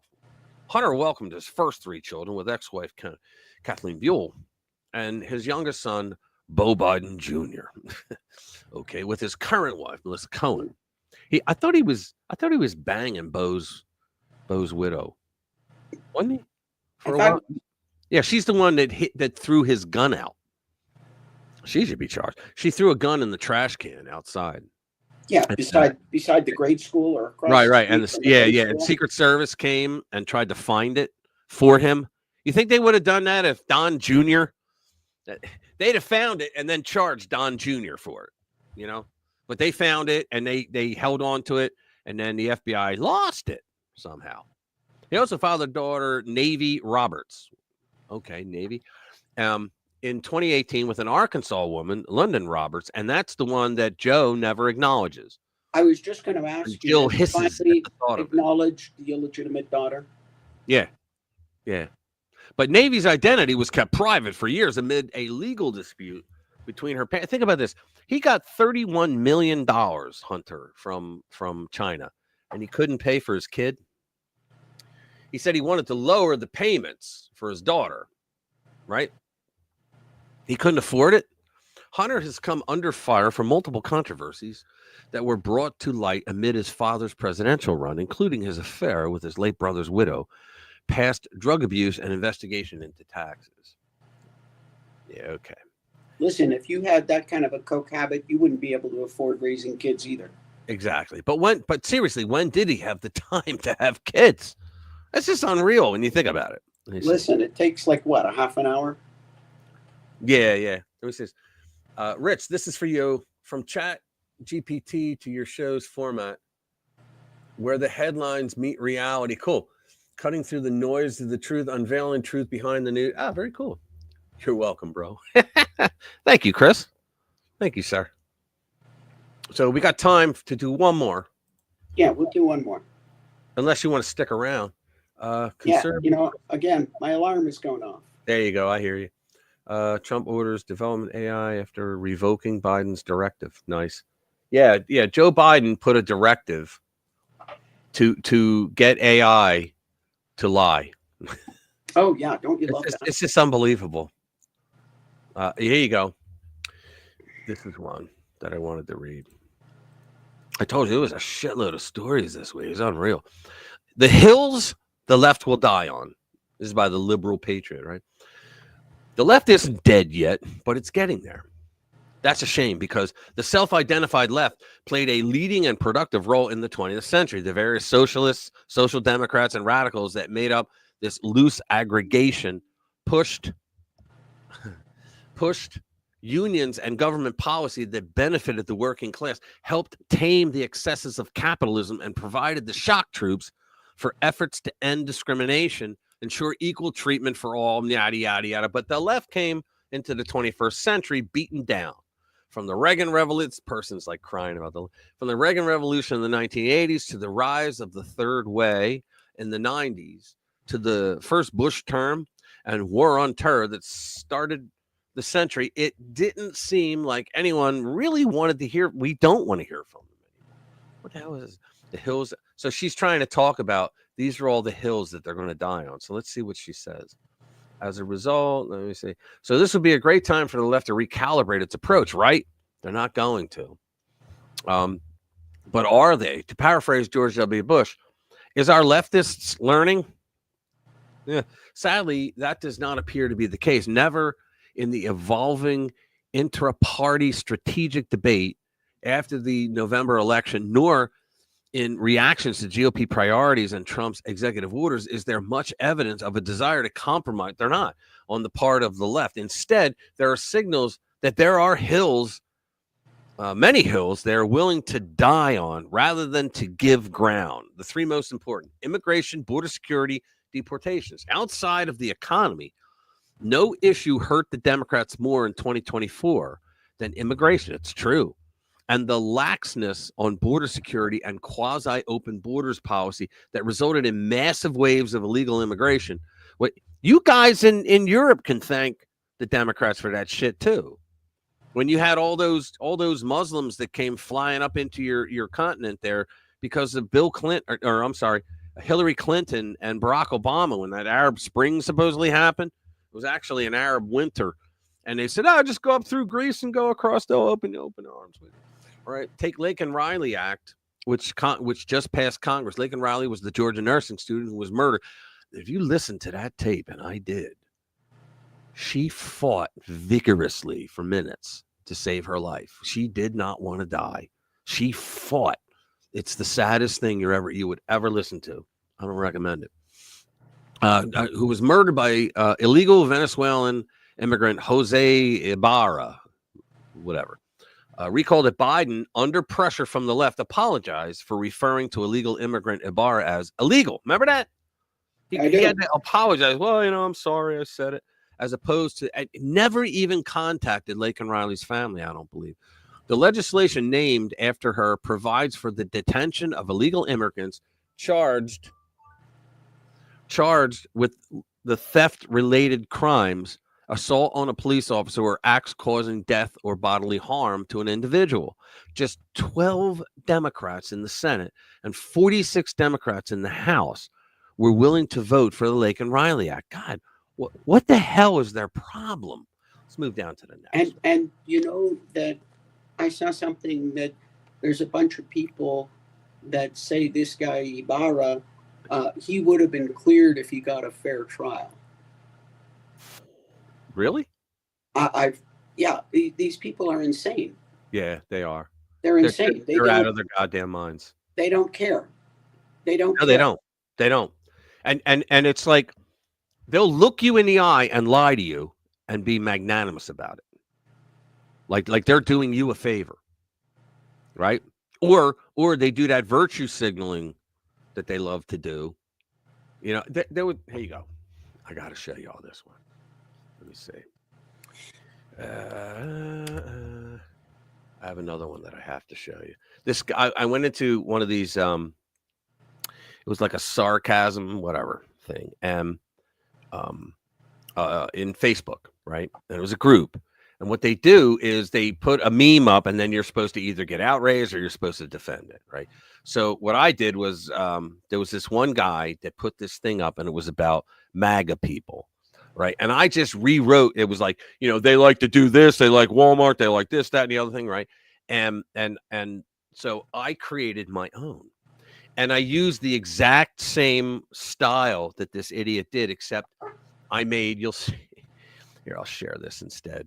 I did, instead of MAGA, I did Libnut. And you notice I have the rainbow colors, right? Mm-hmm. And I have their favorite hobby, fighting for justice, but only online, where they can unleash Twitter storms that sound like manifestos, sprinkled liberally with words like intersectionality, privilege, and toxic capitalism. They'll vehemently defend their electric vehicle while conveniently forgetting it was charged at a coal-powered plant. But don't mention that. You're clearly not educated enough to understand their moral superiority. Their natural habitat, protesting something, anything really. It doesn't matter if they don't fully understand the issue, as long as there's a catchy chant and a chance to go viral. They passionately decry capitalism while sipping a $7 oat milk latte named after a Nordic god and working remotely from a MacBook that costs more than your first car. You gotta love it. You just gotta love it. Okay, Rich. Have we had enough fun for one day?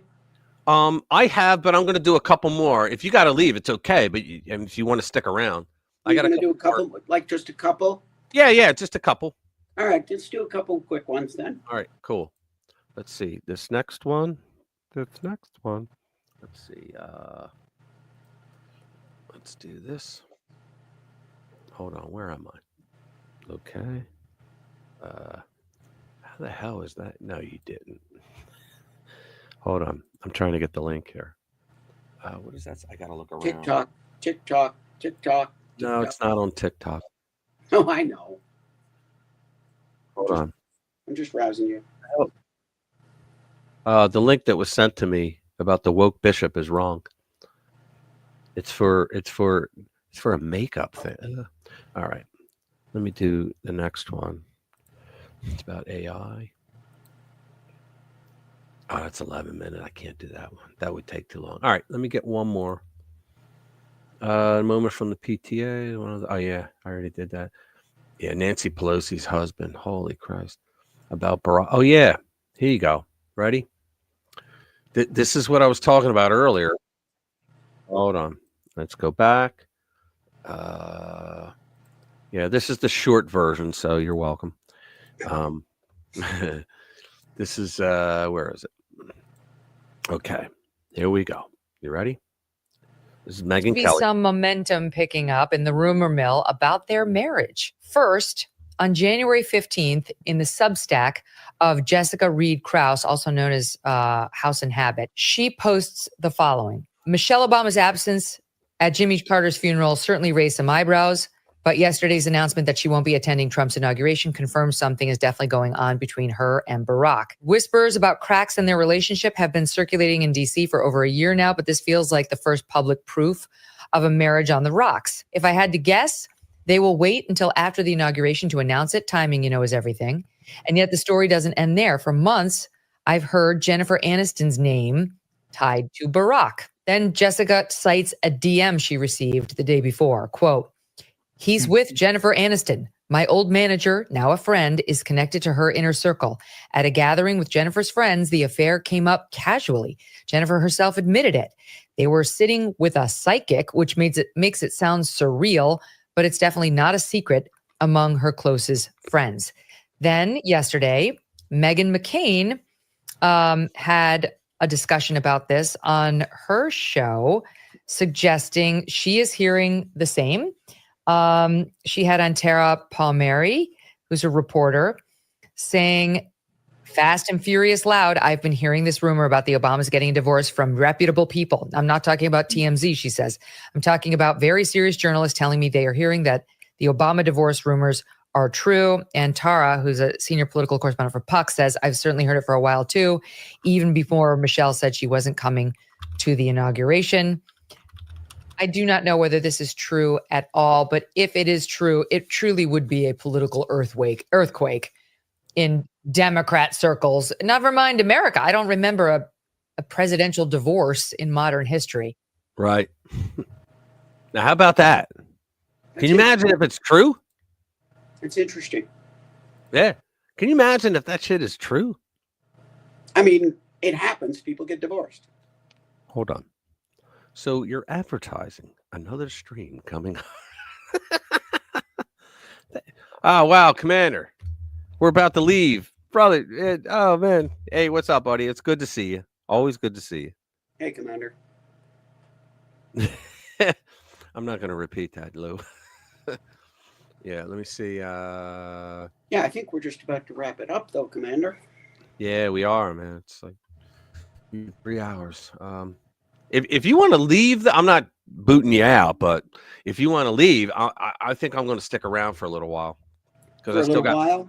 Yeah, well, another half hour maybe. If you got to leave, it's okay. I'm not trying to ask you to leave, but I know that you have this detector that tells you. It's I have this alarm that goes off. Yeah, I know. I get 3 hours on this. Oh, I hear you. In this chair, and it's But, I hear you. If you're still motivated, I'm not trying to keep you, but I am going to go on. Yeah, I'm going to let you go on because when you say half hour, that can end up being 2 hours. So that is true because I bloviate an awful lot, but at least it's conservative bloviating that's going. Conservative bloviating. So yeah, I think I need to stretch out, and besides, they're probably wondering what the hell's happened to me upstairs. So let me go rejoin my real life, and I'll hit you up later. Yeah, let me know. And everybody, thanks for being here. Had a great time. This was particularly fun and exciting stream, Rich. I enjoyed it. Hope everybody is doing well, and hope everybody has a great weekend. And that's it. I'm out of here. Have a good night. We'll see you, Jay. Thanks. You too. Let's see. We'll change your life. There you go. Yeah, I got some other stuff that I could do. Let me see. So this is that prick, Paul Ryan, right? Let's see. It's another revolver piece. Heads up, Paul Ryan is making a move, right? So this piece of shit. If you think deep state traitors like Paul Ryan have quietly disappeared into the sunset, think again. Sure, they've been exiled from the GOP. This is Trump's party now, but that doesn't mean they've stopped working behind the scenes. In fact, the quieter they are, the more dangerous they become. I remember when he quit Congress and they put him on the board of Fox, and the first order he gave out is stop praising Trump so much. That's the kind of piece of crap he is. He's a Republican, supposedly, right? But he goes against a Republican president. We don't hear Paul Ryan's name much these days unless we're talking about Fox News, where he's a board member. But rest assured, this globalist snake in the grass is still slithering around, doing everything he can to undermine President Trump's America First agenda. He really is. Nowhere was that more obvious than Ryan's recent trip to the World Economic Forum in Davos. There he was, rubbing elbows with his fellow elites and reminding all of us that he's still an undercover power player in the Great Reset and the sinister and dark world of globalism. He really is. Ryan was cornered by Canadian firehouse and investigative reporter Ezra Levant, who asked why the former House Speaker refuses to congratulate President Trump on his epic historical presidential win. The answer, sadly, is no mystery. Paul Ryan loathes Trump and everything the America First movement stands for. It clashes with every globalist bone in his body. You refuse to congratulate the president. That seems... No, I refuse to talk to you because you're being obnoxious. I'm not being obnoxious. I'm asking you a very simple, easy question. Hey, look who I just bumped into on the streets of Davos. What's Paul Ryan doing here? You know who I mean. He was the Speaker of the House, and then he ran for vice president. I asked him some questions. He didn't like him. This guy, Mr. Ryan, can I ask you for your thoughts on Donald? Give me a word on Donald Trump. I'm good. I'm good. Are you optimistic that he'll be a good president? I'm good. I mean, I know you're good. I don't walk and talk interviews. It's just not my style. Well, just give me a word. It sounds like you're resentful of the president. It sounds like you're trying to put words in my mouth. Well, then put your own words in your mouth. You're good at what you do. Well, I'm not, because I'm not eliciting a good answer from you. I love this. Well, why wouldn't you at least commend the president for his victory? Yeah, his phony phone call. Yeah. They all do that. He's not giving up. Well, I didn't check that email. Let me check that email in a second. All right, I'll call you back. Don't you seem a little stingy? All the world leaders are at least congratulating him. You refuse to congratulate the president. That seems... No, I refuse to talk to you because you're being obnoxious. I'm not being obnoxious. I'm asking you a very simple, easy question. Here's what I want you to do. Go on Bloomberg yesterday and look at my TV interview and use theirs. I think you're jealous. I think you had your shot and you failed, and you're sort of grudging towards Trump, who won. Is that wrong? Hang on a second. Yeah, there's... Right. No. Yeah, you got to send me the QR code. Right. Yeah, no, that's what I need just to get in. All right. Let me check that email. Okay. Are you still working out? I'm trying to... It's not going to entertain your You're being obnoxious. I mean, you're calling me obnoxious. Actually, I think you're being obnoxious. You're refusing to say even a grudging congratulations to the new president. No, I'm just not going to talk to you. Why? Hang on a second. All right. I think you're a sore loser. What are you even doing at a left-wing place like the World Economic Forum? It's not very Republican. Who are you meeting with? Or is that secret? Right now, I'm trying to navigate my emails, so... But what are you doing here? I bet he This is a George Soros kind of place. Is that your crew now? Is that who you hang with? He can't get in there, or can he?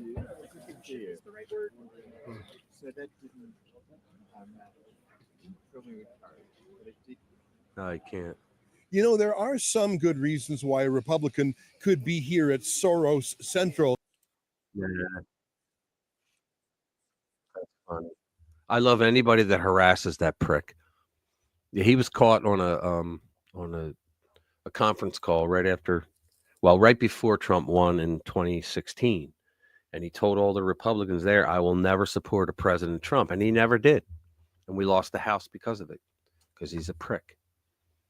Yeah. Let me see. I got another one here. I was asked to play one. Dr. Fauci. Trump cancels Dr. Fauci's $15 million a year taxpayer-funded security.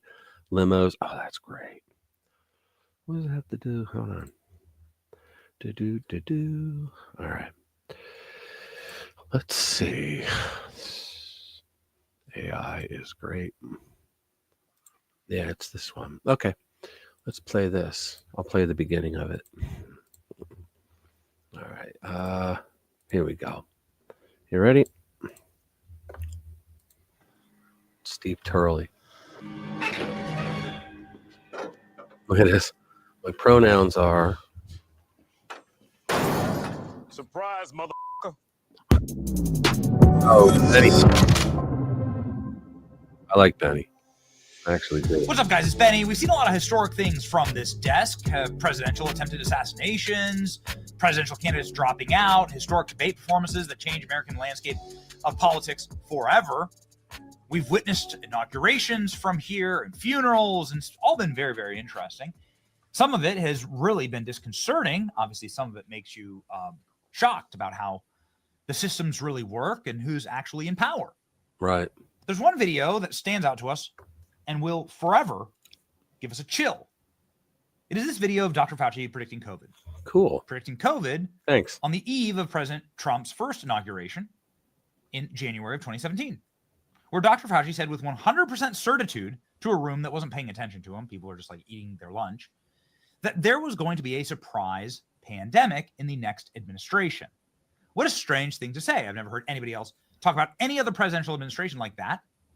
But Dr. Fauci was right here telling you that he was about to loose on the world the viruses that he was creating, and he was going to create COVID. Listen.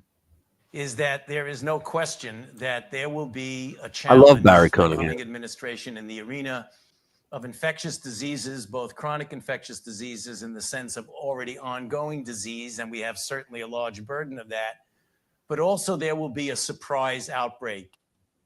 A surprise outbreak. Surprise outbreak. Well, Dr. we all Fauci. knew that. Yeah, we don't have to watch that anymore. We all knew that. Surprise outbreak. This administration is going to. All right. You got to take off. I'll talk to you later. Thanks, Pam, for coming. Appreciate it. Let me see. There was another one that I got sent to me. It's a short. Let's see. Where is it? Where is that? Here it is. Fox News. Let's put this up. The inauguration pastor. He is the worst preacher I have ever in my life heard. It was awful. It was so bad. I'm grateful my wife was not there. Hold on, guys. This is the guy that he was a pastor up in Detroit in the church that Trump went to. And Trump really liked him, and he really likes Trump. And he showed up. He was one of the ones that gave what do they call it? Part of the benediction at the inauguration. He's awesome.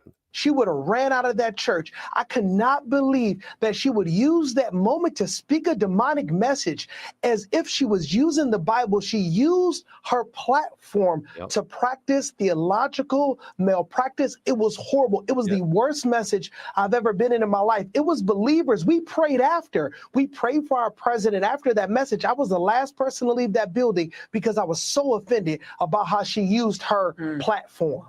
Yep. Unreal. He's right about that. I had something and I can't find it now on her.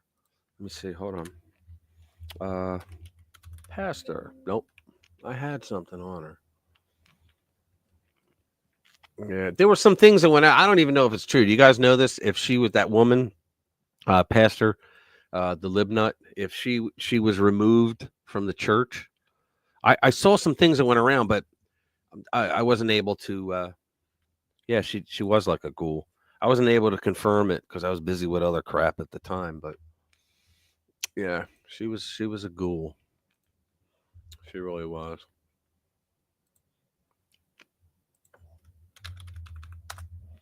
Okay, I will. What else do I have? We did the Silk Road, January 6th prisoner. Oh yeah, this is one. Oh, this'll burn your bagel. Let's see. Ready? This guy is saying that his judge admitted in writing that he believed he was being tortured in the DC jail, right? And he didn't release him anyway. He says, I'm resharing this because I don't think you fully grasp the highlighted words. This is a federal judge in Washington, D.C. admitting he believes I was tortured and should be released, but refused to let me go anyways. Imagine the green light this put on our heads when a corrupt D.C. judge basically tells the world that, yes, you were mistreated and abused. I should let you go, but I refuse to free you because of who you voted for. By making this statement, it gave the D.C. jail the permission they needed to go even harder on us. When you find out everything they did to J6ers on American soil, you'll be sick to your stomach. So here he is. D.C. federal judge Hogan is on the record in December 2021 admitting my due process rights have been violated, but refusing to make a decision on the matter. Let's see. We got to go higher. Oh, was that just a different link? Wow. Watch this. Hogan in December admitting my due process rights were violated. At this point, I had been in for almost a year. Can you imagine sitting there for a year and you still haven't had a hearing? Isn't there something in the Constitution about a speedy trial? One had just sat in solitary confinement for nearly a year in a single man 10x7 cell. Are you kidding me? 23 hours in the cell, 1 hour out. 36 hours back in the cell, 1 hour out. 23 hours in the cell, 1 hour out. 32 hours in the cell, 1 hour out. As a honorably discharged Marine with diagnosed PTSD, this almost effing killed me. 2, I was refused haircuts and shaves for 15 plus months because I refused to take the COVID shot. The jail told us we could have haircuts and shaves if we took the jab. Judge Hogan told me on the record, I have transcripts for proof. He showed him in his last tweet before this bond hearing in which he admitted my due process rights had been violated, that if I did not get the COVID shot, then I couldn't come to court to defend myself and possibly go home. Imagine my plight. I was coerced and forced by a federal judge to take an experimental. We're not going to get into that. I always had a military-style haircut and a clean-cut face and trimmed beard. After 1 year of no haircuts and shaves, my beard was down to my belly and my hair was down to my shoulders. I ended up, I can't read that. I'm not allowed to read it. I was refused family visits for 2 years by the jail and courts unless I was, oh, geez, you know what? I'm going to stop reading because you're not allowed to read that stuff here. For the overlords on this platform. All right, brother. For the overlords on this platform, I do not agree with any of that. Let's go back to another one. Let's see. January 6th prisoner, heads up, traitor. Paul Wright did that one, trying to digest everything. Yeah. Former top. Yeah, I think I did all that. Nice raids. Continue. Here, let's go. Let's get another one. Let's see. There you go. Let's do this one. We got a short, the quartering. The guy on the quartering is pretty good. I like him. Well, the truth of the matter is a lot of these illegals moved into inner city communities and took away a lot of their resources. And now the hood's striking back, and you love to see it. They over there on Chambly in Beaufort. They always be at the farmers market over there on the south side at the big farmers market. Yeah, but Chambly, that's little Mexico, Chambly, Beaufort side, all that right there. Oh, they always be at the gas stations too. All the gas stations, QT, they be at the QT when you get off on what exit is that? Them all the Mexicans be outside. Riverside Drive, like right before you get to Six Flags, you get off on that exit and that QT when you turn to right and the QT on your left hand side. Oh, they over there too.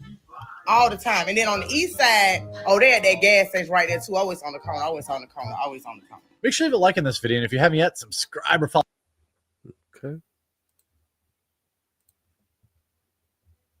Let me see. 1787. What do you mean? I thought nobody was listening to me.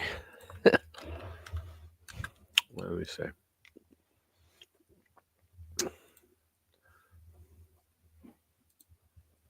You mean the ratification?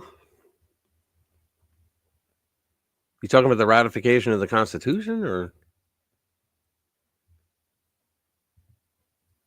your shirt? What? Pennsylvania? Oh, all right. Yeah. Let's see. Here we go. Let's do this one. 5 reasons. How long is this? How long is it? The Trump administration will be able to deport far more illegal aliens than they did the first time around. The first reason is actually the only bad news in the mix. There's just a heck of a lot more illegal aliens today than there were between 2017 and 2020. The open borders under the Biden-Harris regime for the last 4 years have resulted in just an absolute explosion of illegal aliens. They're saying 11 million. That's the estimate. They've been saying 11 million since like 2004. I think it's closer to 20, 30 million. It could be as many as 50 million. It is legitimately, realistically that bad. But help is on the way. Number 2, now we're getting into the good news.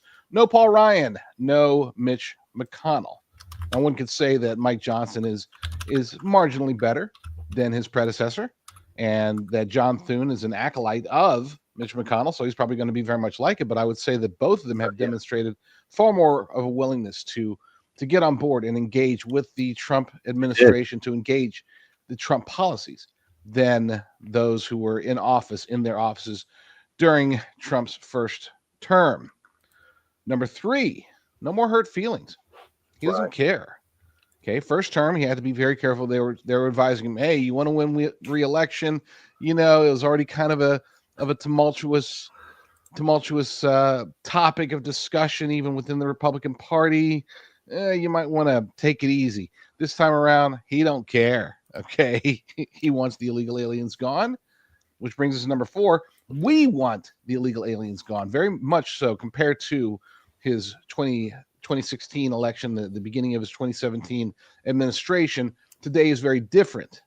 The people have spoken. The people are polling as wanting to deport, at the very least, criminal illegal aliens. Perhaps many of us want all of them deported. And that's something that he didn't have before. And then last but not least, definitely not least, Tom Homan. Oh, yeah. The border czar is a beast. He is proving to be maybe my favorite member of this new administration. He's to be clear, border czar, this is a quote unquote low level position, but he is making more of an impact on the day-to-day lives of American citizens than pretty much anybody has in that position or in a similar position in decades, even going up back to the Obama years when they deported so many people. Nothing compared to what Tom Homan is going to do. He is going to put them on planes, trains, buses, whatever. He's going to find them through ICE. He's going to get help, as much help as he can, and the people that aren't willing to help, they better get out of his way. Yep. Because Tom Homan is coming to town. Yeah, that's exactly right. He's already hard at work. You got to love the guy. Yeah, already hard at work. Let's see, trying to digest everything. 5 reasons an immigration attorney once illegally in the U.S. resigns as judge. Yeah. Javier Milei. He went off on them. You got to love this guy. Here, let's go. Javier Milei is he's the Argentina president. Watch Javier Javier Milei goes nuclear at the WEF. Yeah, I love it. Calls out pedophiles, says Davos is crumbling. Is the video here? Yeah, let's do the video. You'll have to read. Unless he does it in English. For you alone and spoke some truths about the state of the Western world. What do you hear this? That were met with some surprise and astonishment by much of the political, economic, and media establishment of the West. And I must admit that in a way I understand it. It gets good. A president from a country that, as a result of systematic economic failure for more than 100 years, as a result of having the country taken weak stances in major global conflicts, and as a result of us having closed ourselves off to trade, we had lost practically all international significance over the years. A president of such a country stood on this stage and told the entire world that they were wrong, that they were headed for failure, that the West had gone astray, and that it needed to be redirected. Cool. The president of that country, Argentina, who was not a politician, who had no legislative support, no backing from governors, business leaders, or media groups.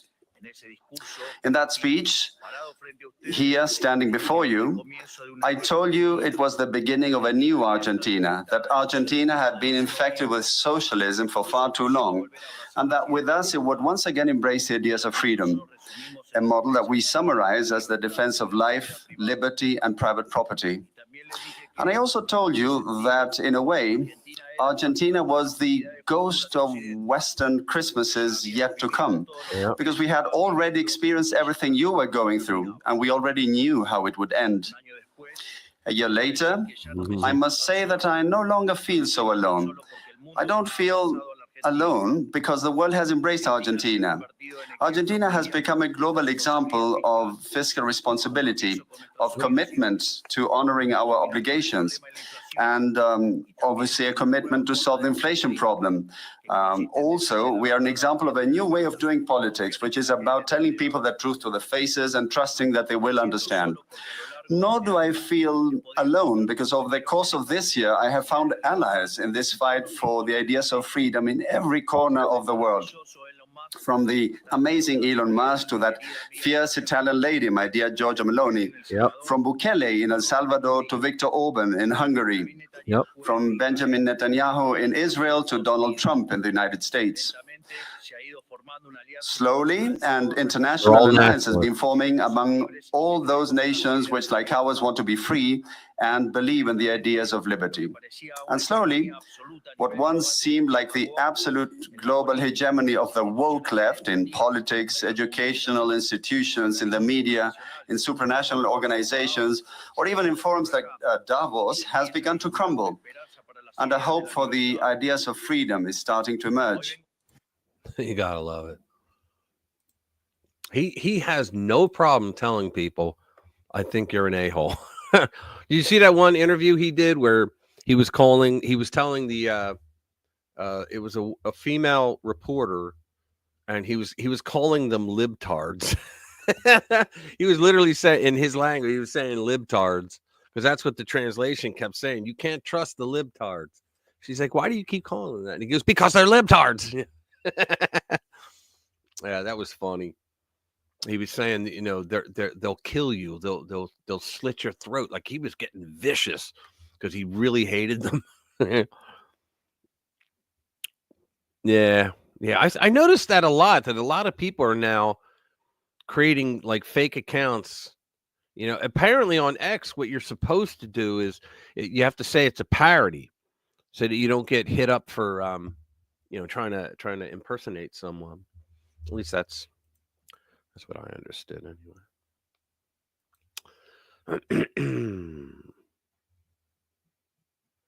Let's see. Let me do one more. Chris Rufo. No, you don't want to hear that. Yeah, action plan. Let's see what this is. Nah, not that one. Yeah, this bitch. There you go. It's on Nancy Pelosi. Here we go. Nancy Pelosi's husband made $38 million worth of stock trades in weeks leading up to the Trump inauguration. Can you imagine this? Ex-House Speaker Nancy Pelosi's husband made $38 million worth of stock trades in the weeks leading up to President Donald Trump's inauguration, including an investment in a once obscure artificial intelligence firm whose shares have soared nearly 50% in the past week. Isn't that a coinky-dink? Paul Pelosi, the guy that got hit over the head by his male lover, the venture capitalist who was married to the Democratic lawmaker whose 11th congressional district encompasses San Francisco, sold $24 million worth of Apple stock as well as $5 million worth of shares, the AI chip maker NVIDIA. Both of those lucrative transactions were executed on New Year's Eve, according to government filings, so they knew something. Nancy Pelosi is legally required to disclose her husband's stock trades. Look at this. She has to be helped up anymore. Paul Pelosi, who survived the vicious hammer attack by his boyfriend inside the couple's San Francisco home more than 2 years ago, has also taken a new position on the Tempest AI, a Chicago-based health technology company that uses artificial intelligence to process clinical and molecular data. According to the filing, Paul Pelosi bought $100,000 worth of call options on Tempest AI on January 14th. Since the Pelosi position was revealed, the company's stock surged. Sure. When the market opened on January 14th, Tempest AI stock was trading at around 32 a share. As of Thursday, the shares, which went public last June in an IPO that was priced at $37, were trading around $50.50 per share, an increase of 60%. Christopher Josephs, the tech entrepreneur who has operated the Nancy Pelosi stock tracker on X, you got to love that, since January 2021, launched an app that allows traders to buy stocks and amass a portfolio that is identical to the former House Speaker's husband. You got to love that because they get the insider information. Well, for the longest time, they had Larry Fink, who's the real Fink. He's the guy that runs BlackRock, right? And he would give them data because, like, if a CEO of a company buys a shitload of his company's stock, all right, they have to report that, right? So it has to be public. So Larry Fink would send info like that because if a guy buys 200,000 shares of his own stock, something good is coming out with that company. It's going to make the stock rise, right? So he was sending that to the Democrats in the House and Senate, and that's how they got filthy rich off of that because, they won't do anything against BlackRock in that case. So you got to love that. Larry Stink. Yeah, exactly. Yeah, they made money off of Pelosi's picks.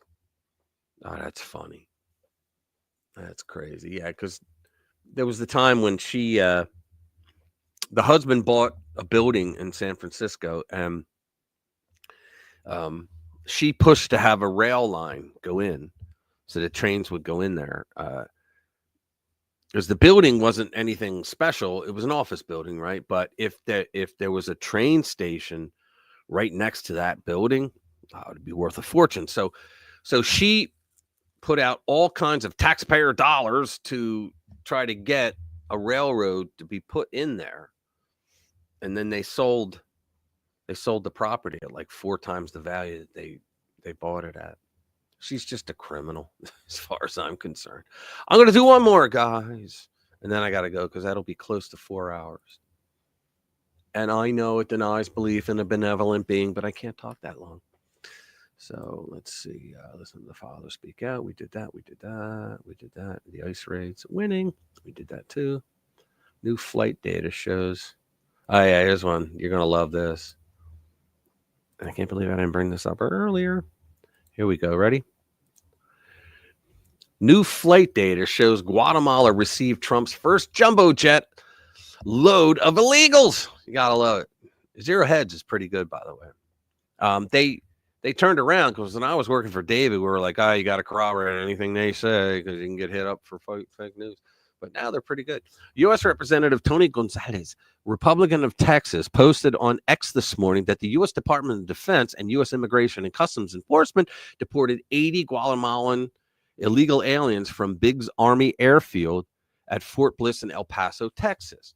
The mode of transportation was a Boeing C-17 Globemaster III. Oh, wow. Quote, early this morning, the Department of Defense assisted ICE with deporting 80 Guatemalan nationals from Biggs Airport. I think there's a video of it, too. There's the guys going in. Yeah, they're all going in. Oh, you got to love it. Here we go. Let's see what this says. Is that all it's doing? Hang on.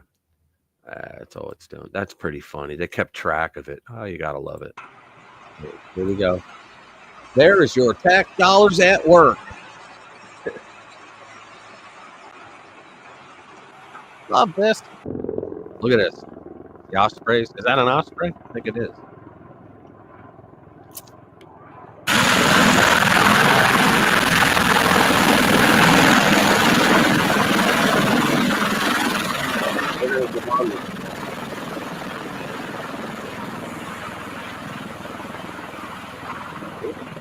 Man, imagine being a guy going like this. You gotta put a mask on this thing.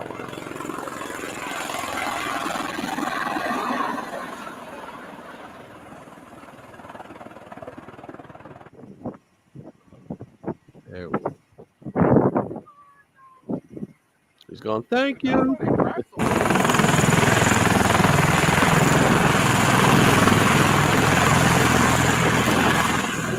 Now, a year ago, they would have had fears that was Biden bringing them in. There they go. Military. I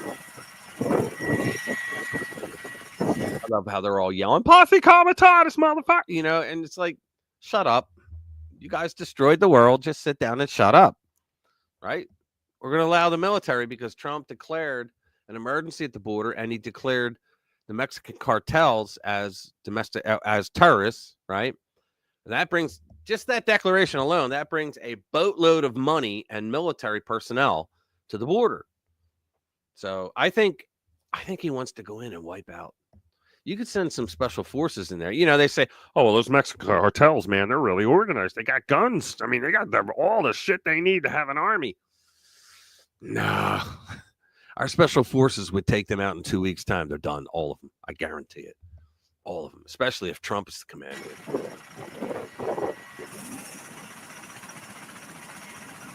And they got the first cav right there in Texas.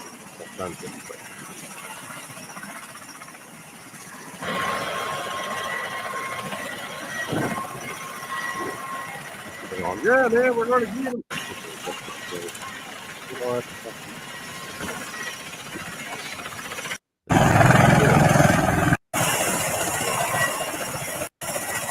So in other words, the purpose of the video is to show that Trump's not messing around. He was totally serious when he said this stuff. Yeah, it's awesome. All right, guys, it's that time. Do me a favor, if you haven't already, please hit the like button. It does help us. We got 25 likes right now. There were more than 25 people in here. 26 now. Woo! Thank you. Thank you. I love that you guys come every week. It's awesome. Oh, it was an osprey. Okay. I thought it was. But then I saw the sides look different, so I thought, no. But maybe it was a newer one. I didn't notice the new model. Yeah. But anyway. All right, guys. Thank you very much for being here. No, thank you for coming, man. You guys could go anywhere, but you come here every Friday. I love it, man. You guys are awesome. Please, another 3 hours. Yeah, all right. That's not going to happen. No, it's not going to happen. I'm going to go chill. Yeah, thank you, Sheila. Thanks for being here, guys. Yeah, tell your friends. Get people to subscribe, for goodness sake. I'm doing everything I can. See you, brother Jimmy. Jimmy from Philly in the house. Thank you, man. Thank you for being here. Appreciate it. Hit me up on Discord sometime, brother.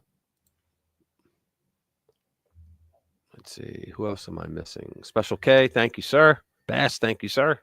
Sheila. Good to see you again. Thank you. Everybody. Bass. Awesome. Thanks. Streaky. The best. Thank you. All right, brother. Hit me up, man. You got your show going? That's good. Hit me up. We shall chat. For reals. Let's see. It's been a while since I worked on boats. Couldn't remember. Take care. All right, man.